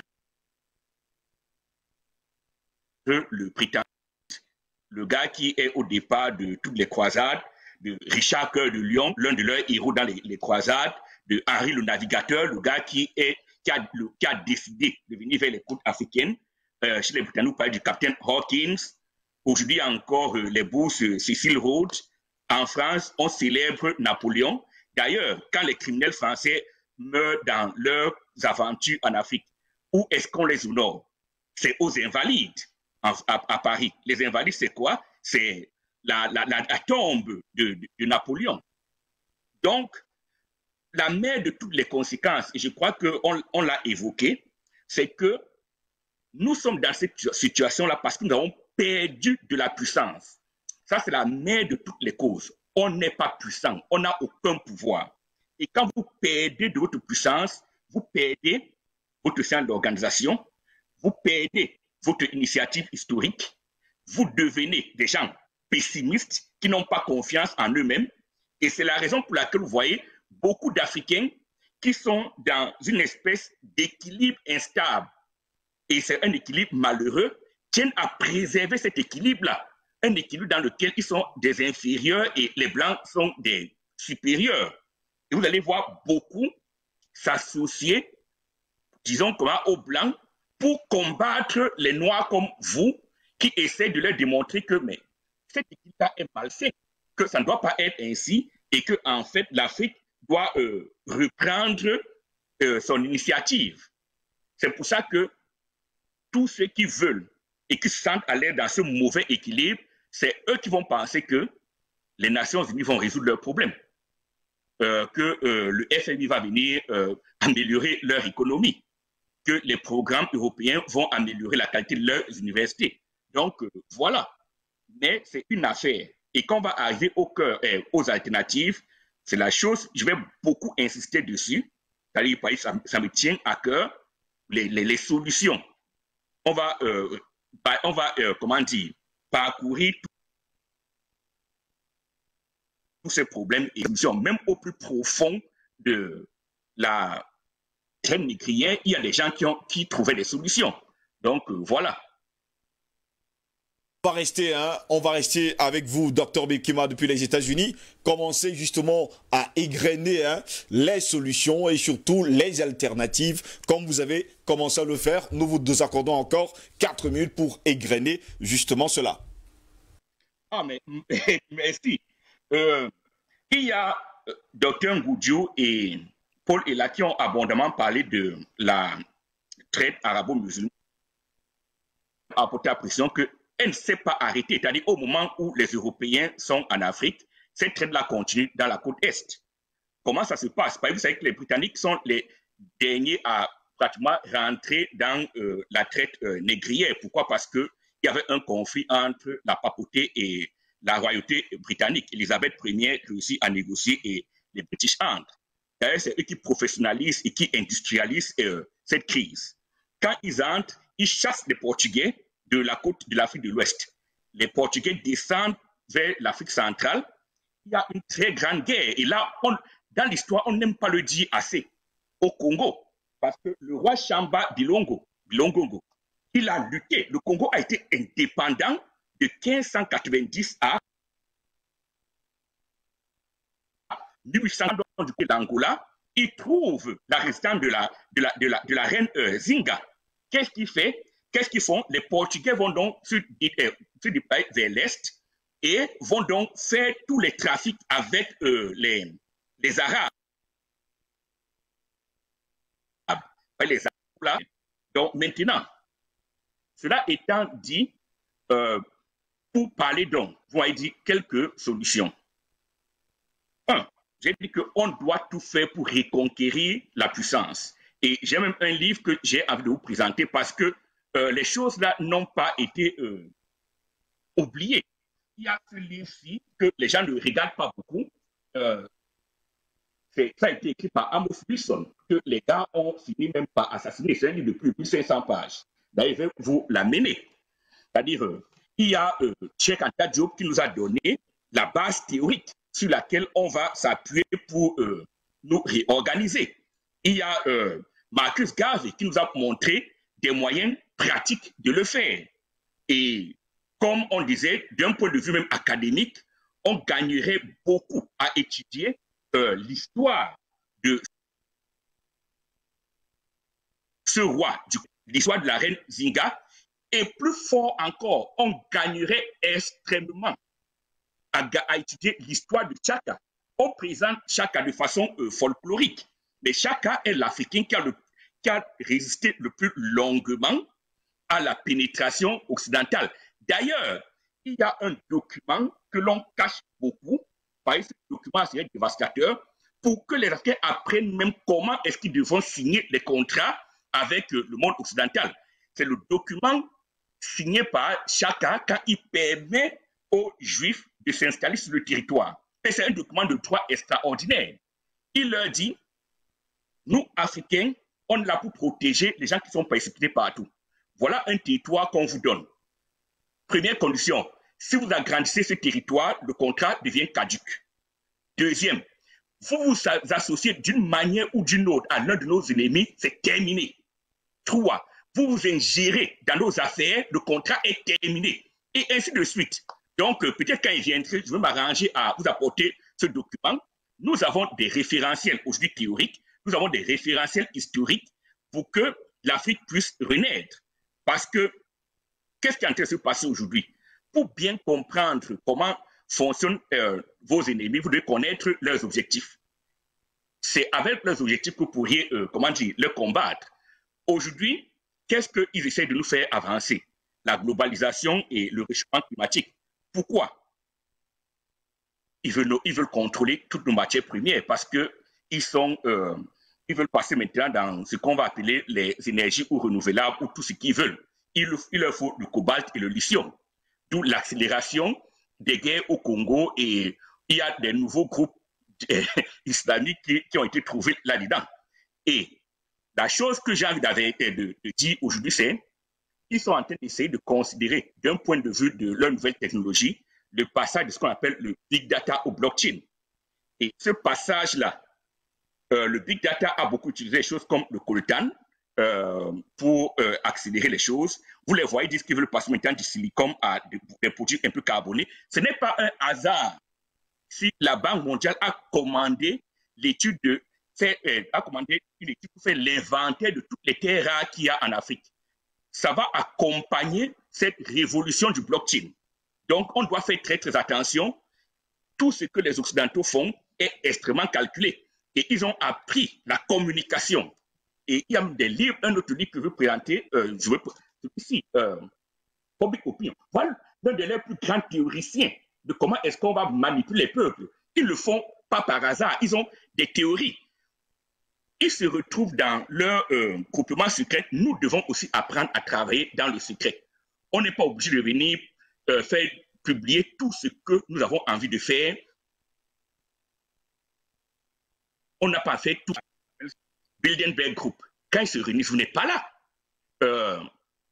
La commission trilatérale, vous n'êtes pas là. Même Davos, ils invitent un ou deux de vous pour jouer un peu les trucs, c'est pour les photos. Après qu'un prenne une décision, aucun de vous n'est là. Les Africains doivent apprendre à travailler dans le secret. Parce que quand vous travaillez dans le secret, au moins, vous avez des méthodes asymétriques que l'autre ne contrôle pas pour réagir. Mais n'oublions pas que nous sommes en guerre. Et voici comment il va être clôturé. Il va être clôturé avec les paroles de quelqu'un que considère comme mon maître, le docteur John Henry Clark. Il a dit que nous, Africains, notre devoir est de tout faire pour essayer de changer le monde pour le meilleur. Ça a toujours été notre mentalité et ça le sera toujours. Mais si jamais on ne réussit pas à faire changer le monde et à le rendre meilleur, non seulement pour nous, nous avons le devoir de le détruire. Voilà. Oui, nous avons pour devoir de changer le monde et surtout le rendre encore meilleur. Je vais me tourner vers vous, docteur Yambin Timba. Jusqu'à peu de contraire, le docteur Paul Bekima nous fait comprendre une chose. Il faut que l'Afrique retrouve de sa puissance, retrouve de sa superbe, retrouve son pouvoir, sa confiance et surtout son équilibre pour justement montrer à la terre entière qu'elle a toujours été le continent sur lequel il faut compter. Tel est mon propos. Je partage parfaitement ce point de vue parce que tel a été mon propos lors de ma première prise de parole. J'aimerais juste faire une petite remarque ou deux ou trois petites remarques. Onfray, Paul Elaki parle de Michel Onfray. Michel Onfray a tort dès qu'on sort de l'Europe. Si vous restez en Europe, effectivement, toutes les civilisations ne sont que des barbaries qui ont prospéré. Vous regarderez, toutes les civilisations occidentales ont commencé par du pillage, de la rapine et des guerres. Absolument. Il a raison. Absolument. Mais quand vous sortez de l'Europe, c'est pas vrai. Absolument. Les civilisations africaines n'ont pas prospéré sur de la rapine et pas de la du tout. guerre. Donc, justement. mais c'est un trait d'esprit européen. Sauf que, parce que c'est dans le sens de l'idée, sauf que justement, et merci de préciser ça pour les téléspectateurs, justement dans l'esprit, même de Michel Onfray, parce que j'ai suivi toute sa vidéo, il parle justement de la civilisation européenne. Oui. Et justement de ce caractère de violence et d'appropriation malsaine de ce qui lui appartient. D'arrachement, oui. Absolument. Mais cela révèle un trait d'esprit de l'Europe. Vous savez, il y a beaucoup de grandes marques aujourd'hui. On va vous dire que ce sont ces grandes marques industrielles sont à la base du développement fulgurant des États-Unis ou du monde occidental en général. Mais ce qu'on ne dit pas, c'est que les découvertes scientifiques et techniques, une bonne partie des inventions techniques qui ont été réalisées au 19e siècle, au 18e, entre le 18e, le 19e et même le 20e siècle dans le monde occidental, l'ont été par des Africains. Mais Internet est probablement la plus grande merveille du XXe siècle et du XXIe siècle, mais ça a été découvert par qui? Ça a été théorisé par un Nigérian. Il s'appelle Emeagwali. Sauf que dans certaines représentations, là, et il vit encore, hein, il n'est pas encore mort, mais dans certaines représentations, déjà maintenant, on le présente comme un blanc. Et il est encore là. Oui, oui. Mais on le présente déjà avec la peau blanche. Mais c'est ça l'esprit occidental. Et c'est ça que je retiens de Michel Onfray. Effectivement, c'était bien qu'il rappelle que il parlait de la civilisation occidentale. Mais c'est parce que c'était le cas que j'ai voulu m'approprier cette idée pour la repréciser. Merci. La guerre qui existe entre l'Europe et l'Afrique, particulièrement, mais qui commence à devenir une guerre entre le reste du monde, tout le reste du monde et l'Afrique, doit nous révéler, doit nous attirer notre attention sur le fait que on ne jette pas, on ne s'intéresse pas à quelque chose qui n'a pas de valeur. Si le monde entier s'intéresse à nous, si le monde entier a besoin de revenir vers nous, ici à préciser quels sont les différents types d'ingérence, oui. Je pense que nous devons savoir que c'est parce qu'il y a quelque chose d'important de notre côté. Le franc CFA, l'OADA, la francophonie, le Commonwealth, l'organisation de la conférence islamique, les opérations sous couverture. Pardon? Le Club de Paris de Londres. Commonwealth, oui, enfin, arrêter toutes ces organisations-là. Oui. Et les opérations sous couverture, qu'on appelle les missions de l'ONU, MINUSCA, MINUSMA, MINUSMI, MUNI au Congo, machin. C'est des opérations sous couverture où il faut garder un certain contrôle, mais de manière soft. De manière soft. Ben, évidemment, lorsque des blindés de l'ONU tombent quelque part et on voit des choses qui ne sont pas forcément des médicaments en sortir, il faut aller savoir ce que ça faisait là. Lorsque vous avez des personnes qui se retrouvent dans certaines situations, dans certains pays, vous demandez comment elles se retrouvent là, vous ne savez pas pourquoi. Et vous avez des missions des Nations Unies qui ont des budgets 2 fois plus élevés que les budgets de certains pays d'Afrique. C'est le cas de la Centrafrique. Vous posez des questions. Pourquoi est-ce que cet argent n'est pas mis à la disposition de la Centrafrique? Une telle ingérence indique clairement que les gens ont des objectifs qui n'ont rien à voir avec la paix dans le monde. Mais, voyez-vous, tout cela repose aujourd'hui en grande partie sur un problème essentiel dont nous avons à discuter sur ce plateau, le problème des élites africaines. Ceux qui sont considérés comme nos élites aujourd'hui, ont-ils la capacité à diriger nos nations, à les porter? Parce que quand vous parlez de pays continents comme l'Afrique, ben, il ne s'agit pas de gens sans substance. Il vous faut une base, un fondement. Il vous faut un socle. Un socle. Et vous devez être arrimé, vous devez être planté dans un socle tellement profond qui soit tel que quand vous parlez, on voit l'Africain. C'est-à-dire que ça pétille, ça vibre, ça frissonne, c'est les lumières. C'est-à-dire que c'est l'Africain qu'on voit. Malheureusement, vous avez des gens qui passent leur temps à vous donner le sentiment qu'ils mangent plus de la ratatouille au gingembre que du mbongo tchobi. C'est trivial de parler comme ça, mais c'est une manière de dire que... Parce que les gens ont tendance à croire que la nourriture n'est pas culturelle. La nourriture est culturelle. Totalement et entièrement culturelle. Oui. Donc, vous avez des gens qui sont complètement déconnectés de leur culture et qui sont en réalité les suppôts de ceux qui viennent dominer l'Afrique, et vous vous demandez mais pourquoi l'ingérence persiste. Mais ça persiste parce que vous avez en réalité des relais de ceux qui pillent l'Afrique, de ceux qui convoitent l'Afrique, qui sont installés là et qui n'ont aucune envie que l'Afrique soit restaurée. Et la restauration des solutions sociales et politiques originales de l'Afrique passera donc par ce type de nouvelles élites. Et ces nouvelles élites vont poser l'un des plus gros problèmes auxquels ils vont être confrontés, ça va être la question religieuse. Les Arabes ont pillé, en réalité ils ont détruit, ils ont tué autant d'Africains que l'esclavage européen. Le problème c'est que chez eux ça ne se ressent pas, parce que ça a duré 3 fois plus longtemps que ce que les Européens ont fait. Parce que si vous... C'est quand même 13 siècles l'esclavage, hein, docteur Yamdimba. C'est pour ça que l'esclavage arabo-musulman. Ça a duré plus longtemps. Oui. Ça a duré beaucoup plus longtemps. Oui. Mais en intensité, l'esclavage européen a été plus fort. Et donc, cet esclavage... Mais en réalité, c'est la même... C'est exactement la même violence. C'est exactement le même impact. Mais l'impact arabe est beaucoup plus important parce qu'aujourd'hui, les Africains islamisés ont le sentiment que c'est leur religion. Il y a même nos frères de la diaspora qui ont été les descendants des esclaves, qui à un moment donné ont cru qu'en s'islamisant, ils se coupaient du monde européen, alors que l'islam n'a rien à voir avec l'Afrique. En fait, c'était les petites choses. Vous voyez que la question religieuse dans la restauration des solutions sociales et politiques de l'Afrique est une question extrêmement complexe et subtile, où il faut voir comment est-ce qu'en 13 siècles, un certain nombre de personnes, du fait de l'esclavage et de cette domination arabe, ont marqué substantiellement le continent africain. Mais les autres, ça a été tellement brutal qu'en une période 3 fois moindre, ils ont tué autant de monde. Et quand on dit ils ont tué autant de monde, je voudrais rappeler à nos téléspectateurs que cela représente entre 400 et 600 millions de personnes tuées par les Arabes et autour d'un demi-milliard de personnes tuées par les Européens. C'est les études scientifiques qui le prouvent. Donc les Arabes et les Européens ont exterminé en Afrique en 14 siècles 1 milliard de personnes. Bon, on trouve quand même qu'il y a des génocides beaucoup plus importants dans le monde que celui-là.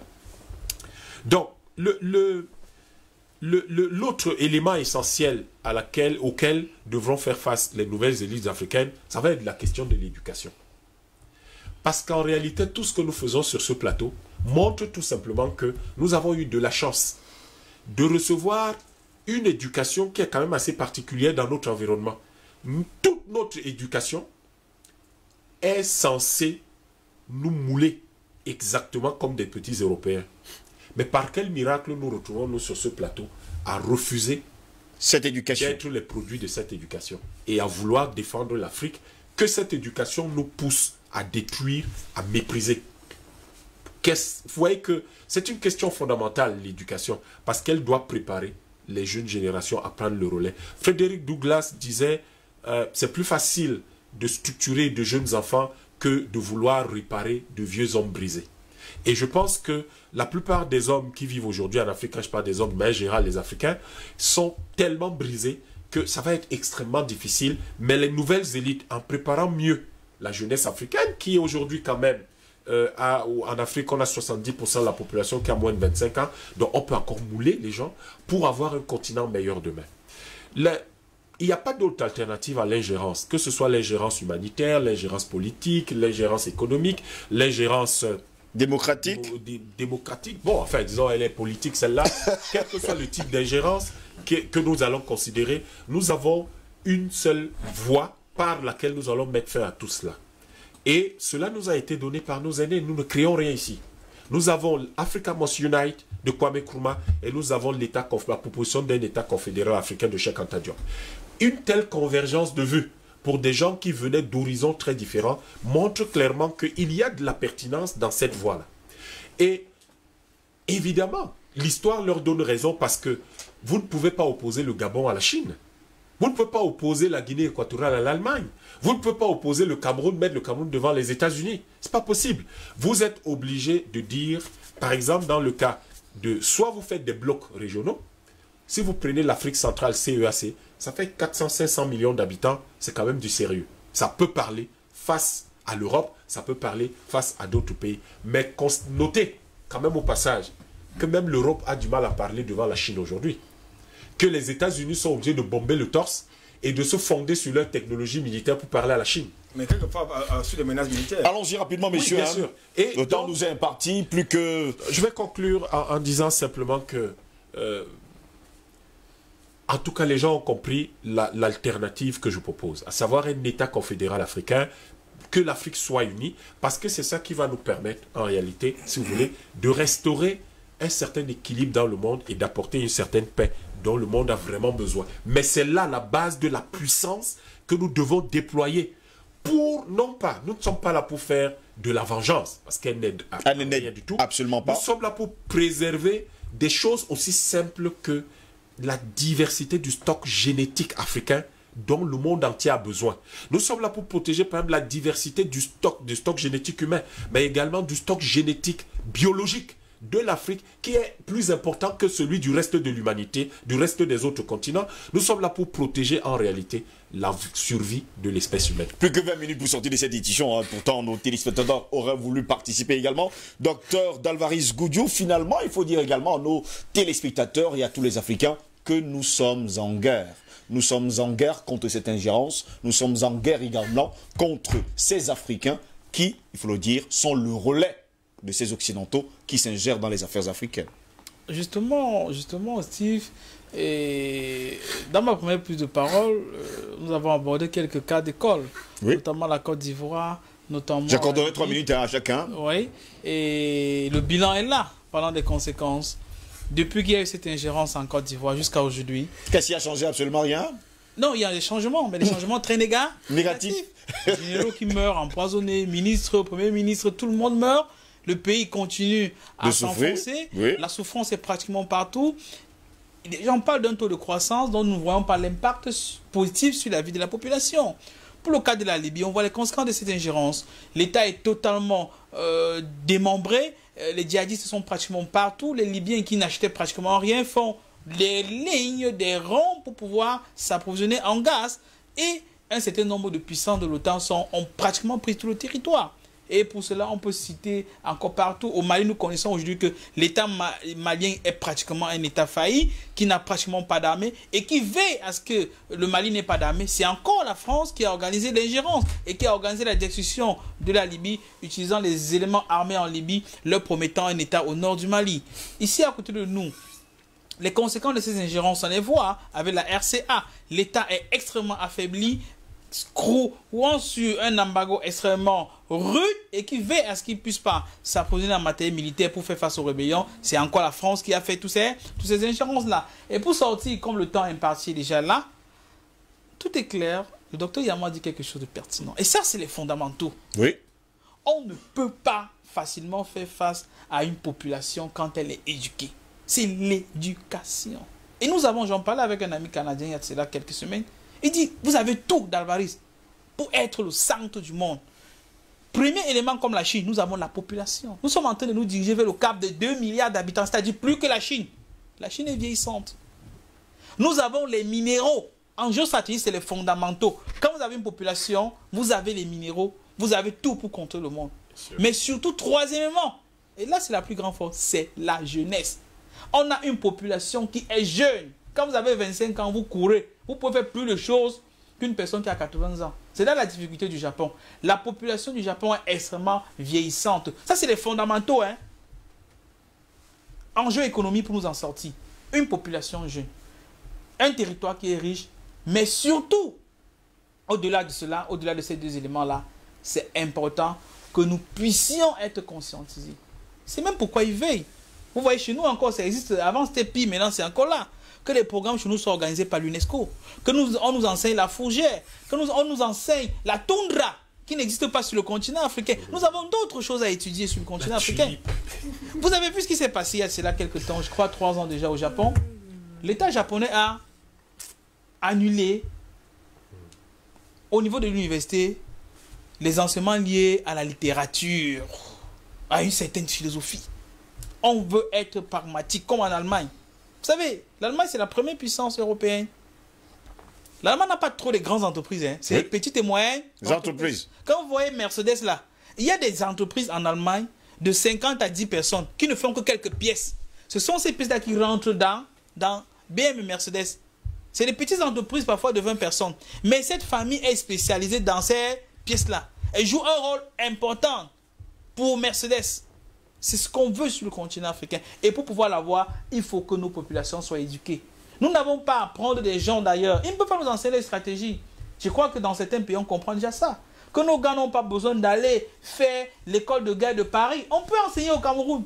Puisque ceux qui enseignent à l'école de guerre, quand ce sont les Africains, on envoie les piètres enseignants vous enseigner. Pourquoi? Parce qu'on aimerait, oui, parce que notamment c'est cela. Parce qu'ils n'aimeraient pas nous former bien demain. Parce qu'éventuellement, on pourra se retourner contre eux.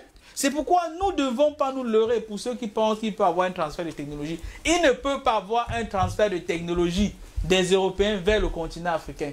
Car s'ils font un transfert, on est des concurrents pour eux. C'est l'erreur qu'ils ont commis avec les Asiatiques. Et ils ont dit qu'ils ne peuvent plus commettre cette erreur. Jamais plus. Ils ont déclaré plus jamais. Très bien. Nous pouvons faire des recherches. Ce que les Cubains font, ce que les Iraniens font, avec toute personne, en fait, c'est ça la connaissance. Il n'y a pas une connaissance particulière, c'est les produits de la recherche. Si des pays comme ceux-là sont totalement, souffrent sur une tonne de sanctions, mais ils s'en sortent, vous savez, les Iraniens, ils ont jusqu'à 2 vaccins. Quand les Français n'en ont, oui, ils ont 2 vaccins pour le Covid. Quand les Français n'en ont même pas. Ils n'en ont rien là. Les Européens, ils se disent tous les jours, tu as pris mes vaccins, tu as volé mes masques, tu as pris mes gants. Mais les gars, ils produisent partout là. Pour dire que même sous embargo de manière fermée, on peut s'en sortir si on s'éduque. Et pour cela, il y a des têtes sur le continent africain qui peuvent participer à former leurs frères, participer à former leurs compatriotes. Si nous avons, comme nous avons déjà une population qui est jeune, nous avons une population qui est grande, donc plus de 2 milliards d'habitants d'ici peu, nous avons des minéraux dans notre sol, je pense que l'élément fondamental qui nous reste, c'est l'éducation de nos masses populaires. Si nous avons cette éducation-là, je suis convaincu, comme beaucoup de spécialistes le pensent aussi, que les années à venir, ce seront les années du continent africain. Et nous, pour nous, l'ingérence dans nos affaires, ce serait une leçon passée et passéiste. Merci beaucoup, Dr Davaïs Goudjou. Messieurs, plus que 15 minutes pour sortir. Apparemment, les téléspectateurs n'ont pas eu le temps de répondre. Enfin, on n'a pas eu le temps de prendre leur coup de fil. Bon, on va aller rapidement au pas de course quand même. Paul est là, votre mot de fin pour sortir justement de cette édition de Feu Vert. Non, là, vous me mettez la pression.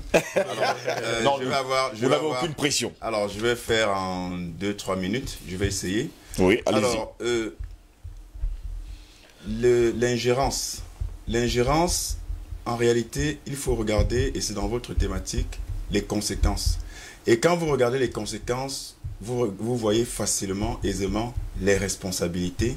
C'est-à-dire qu'aujourd'hui, quand on regarde l'Afrique, quand on regarde le modèle dominant d'un point de vue politique, d'un point de vue économique, d'un point de vue culturel, d'un point de vue spirituel, le modèle dominant, c'est le modèle occidental. Et ce modèle occidental, justement, a permis et continue de permettre cette ingérence hégémonique et perpétuelle, séculaire en Afrique qui dénature en réalité nos peuples. Et pour moi, dans l'urgence, en termes de solutions, dans l'urgence, enfin dans ce qui me semble être le plus immédiat et le plus fondamental, c'est la reconstitution de notre patrimoine identitaire. La reconstitution de notre patrimoine identitaire. Oui. Et ça passe par le spirituel, le culturel et l'éducationnel. Quand vous êtes dépossédé de votre identité spirituelle, vous n'existez pas. Quand vous êtes obligé de vous assimiler spirituellement à des pratiques qui ne sont pas fondamentalement les vôtres, vous n'existez pas en tant que peuple, vous n'existez plus en tant que civilisation. Et du coup, la conséquence directe de la dépendance, en tout cas de l'aliénation spirituelle, c'est l'aliénation culturelle. Parce que si vous n'avez pas de repères par rapport à votre être, par rapport à votre relation du divin, mais vous n'avez donc pas d'autonomie culturelle pour exister d'un point de vue autonome. Et ensuite, vous avez les conséquences éducationnelles, parce que quand vous êtes aliéné culturellement, vous savez que tout ce qui est bon vient de l'extérieur et vous dénigrez votre réalité contextuelle, environnementale, vous dénigrez votre culture qui n'existe donc plus de fait et vous allez gober tout ce qui vient de l'extérieur et du coup, l'ingérence est d'autant plus facile puisque si vous êtes aliéné culturellement, en vous dénigrant vous-même, en vous définissant sous le prisme mensonger et déformant d'un autre peuple, alors vous allez facilement vous coucher aux injonctions impérialistes de ce peuple. Et enfin, quand vous êtes libéré culturellement, spirituellement et que vous avez repensé sur la base d'une refonte de votre système éducatif, l'éducation de vos enfants et de vos peuples, vous êtes forcément libre d'un point de vue politique et vous pouvez jouir de votre autonomie économique. Albert Natola ici pour sortir, vos solutions, vos alternatives. Oui, la première alternative c'est quoi? C'est que, vous savez, le prétexte des ingérences sur le continent africain repose sur 2 piliers. Oui. Le pilier politique et le pilier économique. Les piliers politiques et économiques ont été évoqués par mes précédents intervenants. Maintenant, il nous faut la bombe atomique.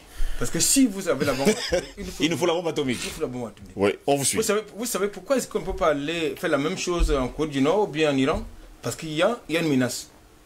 Ça, c'est important. Et nous avons... La preuve, c'est que... Ou une réponse. Voilà. C'est-à-dire que... La preuve, c'est que nous avons tout... C'est sur le continent africain qui vient chercher la matière première pour aller enrichir l'uranium, pour aller enrichir, n'est-ce pas, tous les composants qui rentrent dans la fabrication de cette affaire-là. Mais, paradoxalement, nous sommes là, niais, observateurs. Donc, il nous faut absolument la bombe atomique sur le continent africain. Deuxième chose, il faut démanteler toutes les bases militaires qui se trouvent sur le continent africain, qu'elles soient américaines ou françaises. Parce que le continent africain est le seul continent au monde où vous avez une telle infamie sur le territoire. Le prétexte, c'est quoi? C'est qu'il faut protéger, c'est pour protéger, n'est-ce pas, c'est un régime? Non, c'est pas ça. Ils sont là pour protéger d'abord leurs intérêts et ensuite leurs ressortissants en cas de quoi. Donc il faut dégager ces affaires-là. Dernière chose, et je pense que c'est fondamental, il faut une masse critique très importante.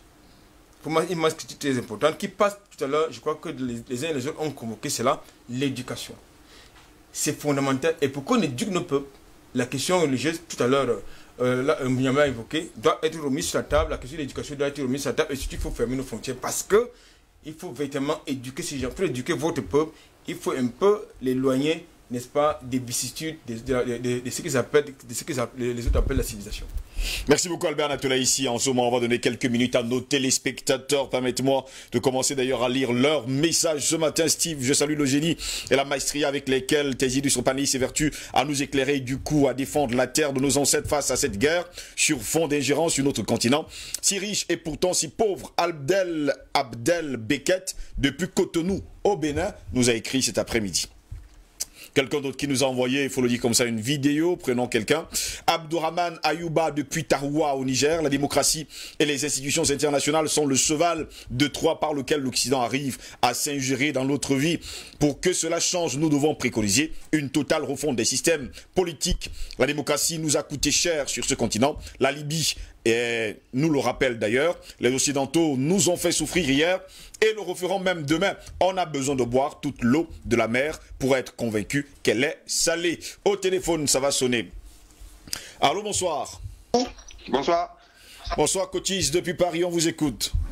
Ok, moi c'est une thématique qui est vraiment très importante. Je pense que le panel a vraiment posé les bases de tout. Le problème de l'Afrique, il est philosophique. Le problème de l'Afrique, il est, comment dirais-je, spirituel. Parce qu'une fois qu'on va se libérer spirituellement, je pense qu'on aura tout pour s'épanouir. Parce que du moment où notre spiritualité est encore colonisée, on reste les esclaves de ces gens-là. Parce qu'en Afrique, c'est le chrétien et le musulman qui luttent. Et les deux gens, c'est les mêmes Africains. Et on est en train en permanence de médiatiser la culture de notre oppresseur. Il est hors de question qu'on continue à... C'est ça le vrai problème. C'est vraiment ça le problème de notre spiritualité. Une fois qu'on va s'émanciper de là, on sera libre. Parce qu'on peut donner les millions aux Africains, mais du moment où ils sont encore esclaves de la colonisation de cette spiritualité-là, on va toujours être des esclaves.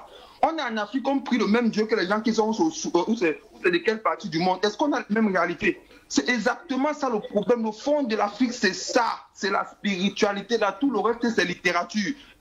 Monsieur Paul est là. Michel Onfray lui-même fait du révisionnisme. Parce qu'ils font partie de ceux qui disent que les Africains ont vendu leurs frères. Quand il s'agit de parler de l'Afrique, ils sont tous unanimes, gauche-droite. Et des fois, la gauche est plus pire.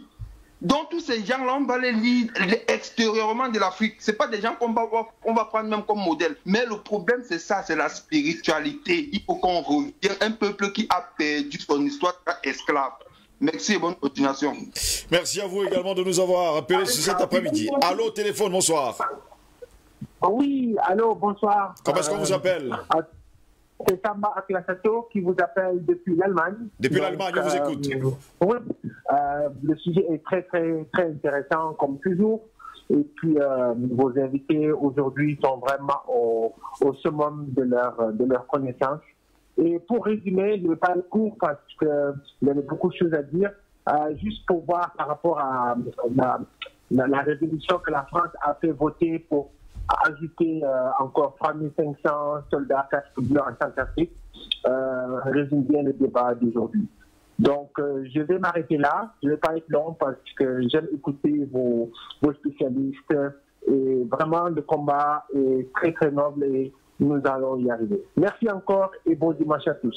Merci également à vous. Depuis le Bayern du côté de l'Allemagne cet après-midi. Toujours au téléphone, j'espère tout simplement que vous allez appeler. Ça sonne et toujours au téléphone. Bonsoir. Ça sonne. Baissez le volume de votre téléviseur. Oui, bonsoir. Bonsoir. Baissez le volume de votre téléviseur. Vous nous entendrez mieux. Thompson est en début média. Voilà, on vous écoute.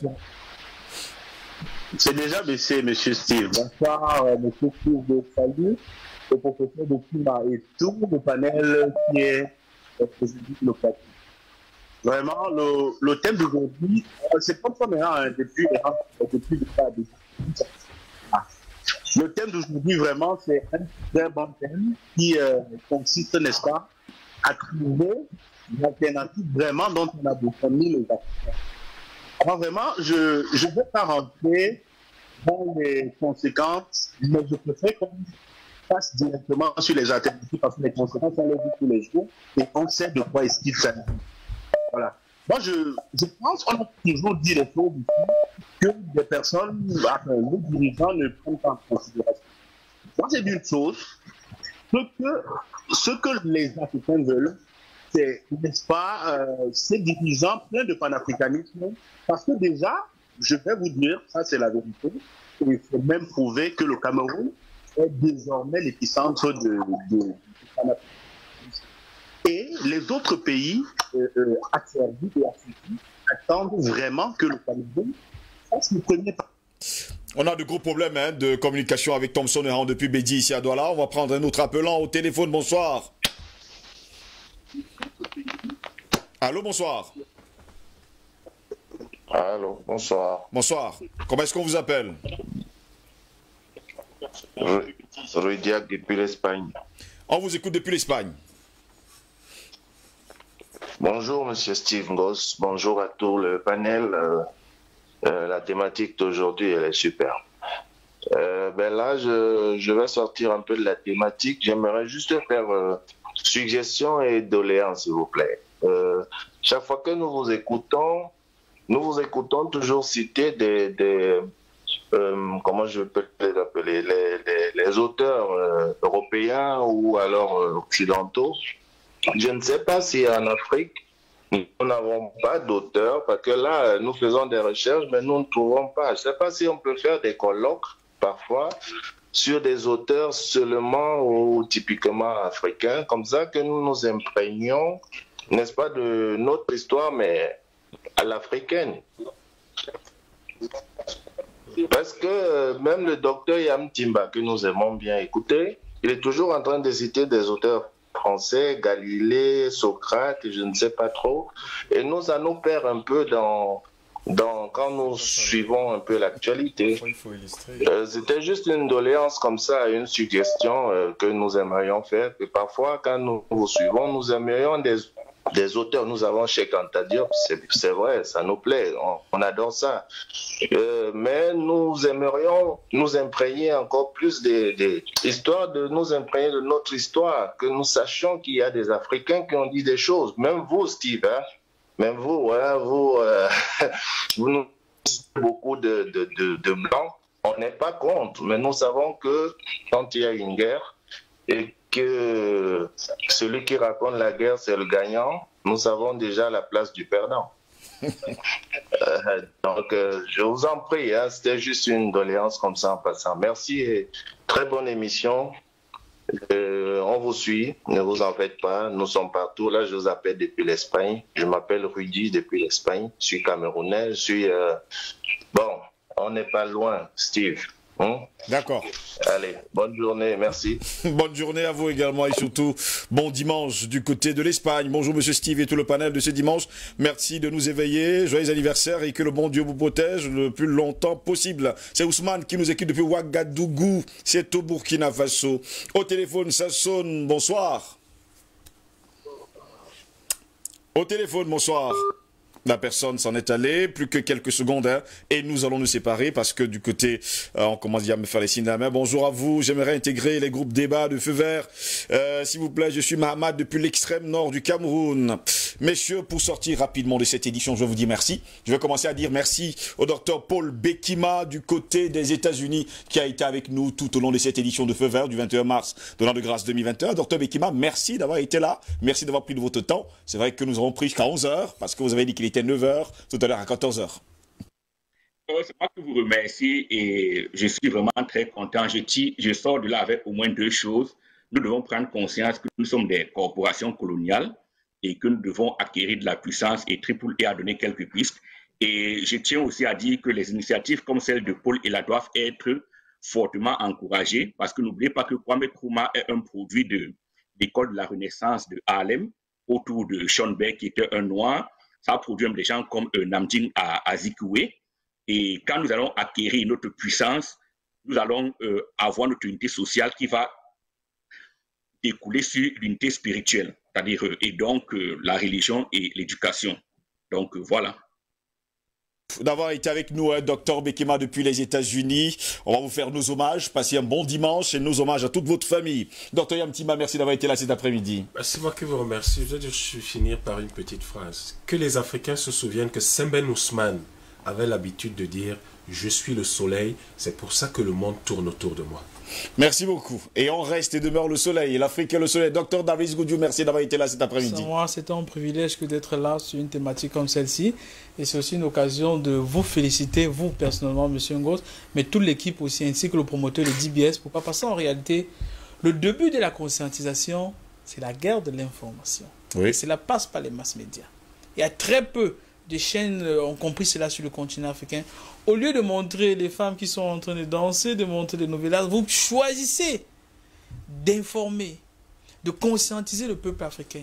En réalité, on peut être très riche, on peut être multimilliardaire, mais quand on est du côté de ceux qui combattent, de ceux qui livrent ce type de combat, on est du bon côté de l'histoire. Je vous félicite. Je félicite Baba Dan Polo, le promoteur de DBS Television. Je félicite toute la très belle équipe qui est autour de vous, mais surtout, les félicitations particulières vont à votre réalisatrice. C'est très rare sur le continent africain d'avoir une femme qui réalise de cette manière, sincèrement.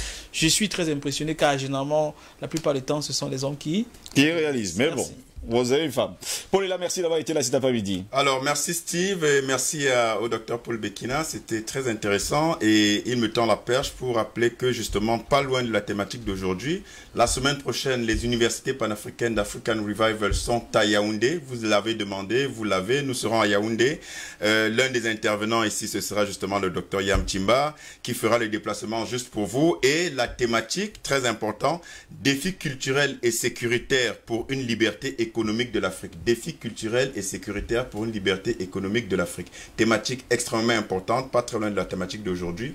Et donc, écrivez au 699 84 98 98, 699 84 98 98 pour qu'on vous fournisse par WhatsApp de préférence, pour qu'on vous fournisse toutes les conditions d'accès à ce séminaire. Délai d'inscription jeudi à 17 h. Albert Anatola ici, merci d'avoir été là. Cet après-midi, on vous appelle Triple A. Bon, vous devez comprendre. Oui, oui. C'est vrai que je ne suis pas un financier. Bon.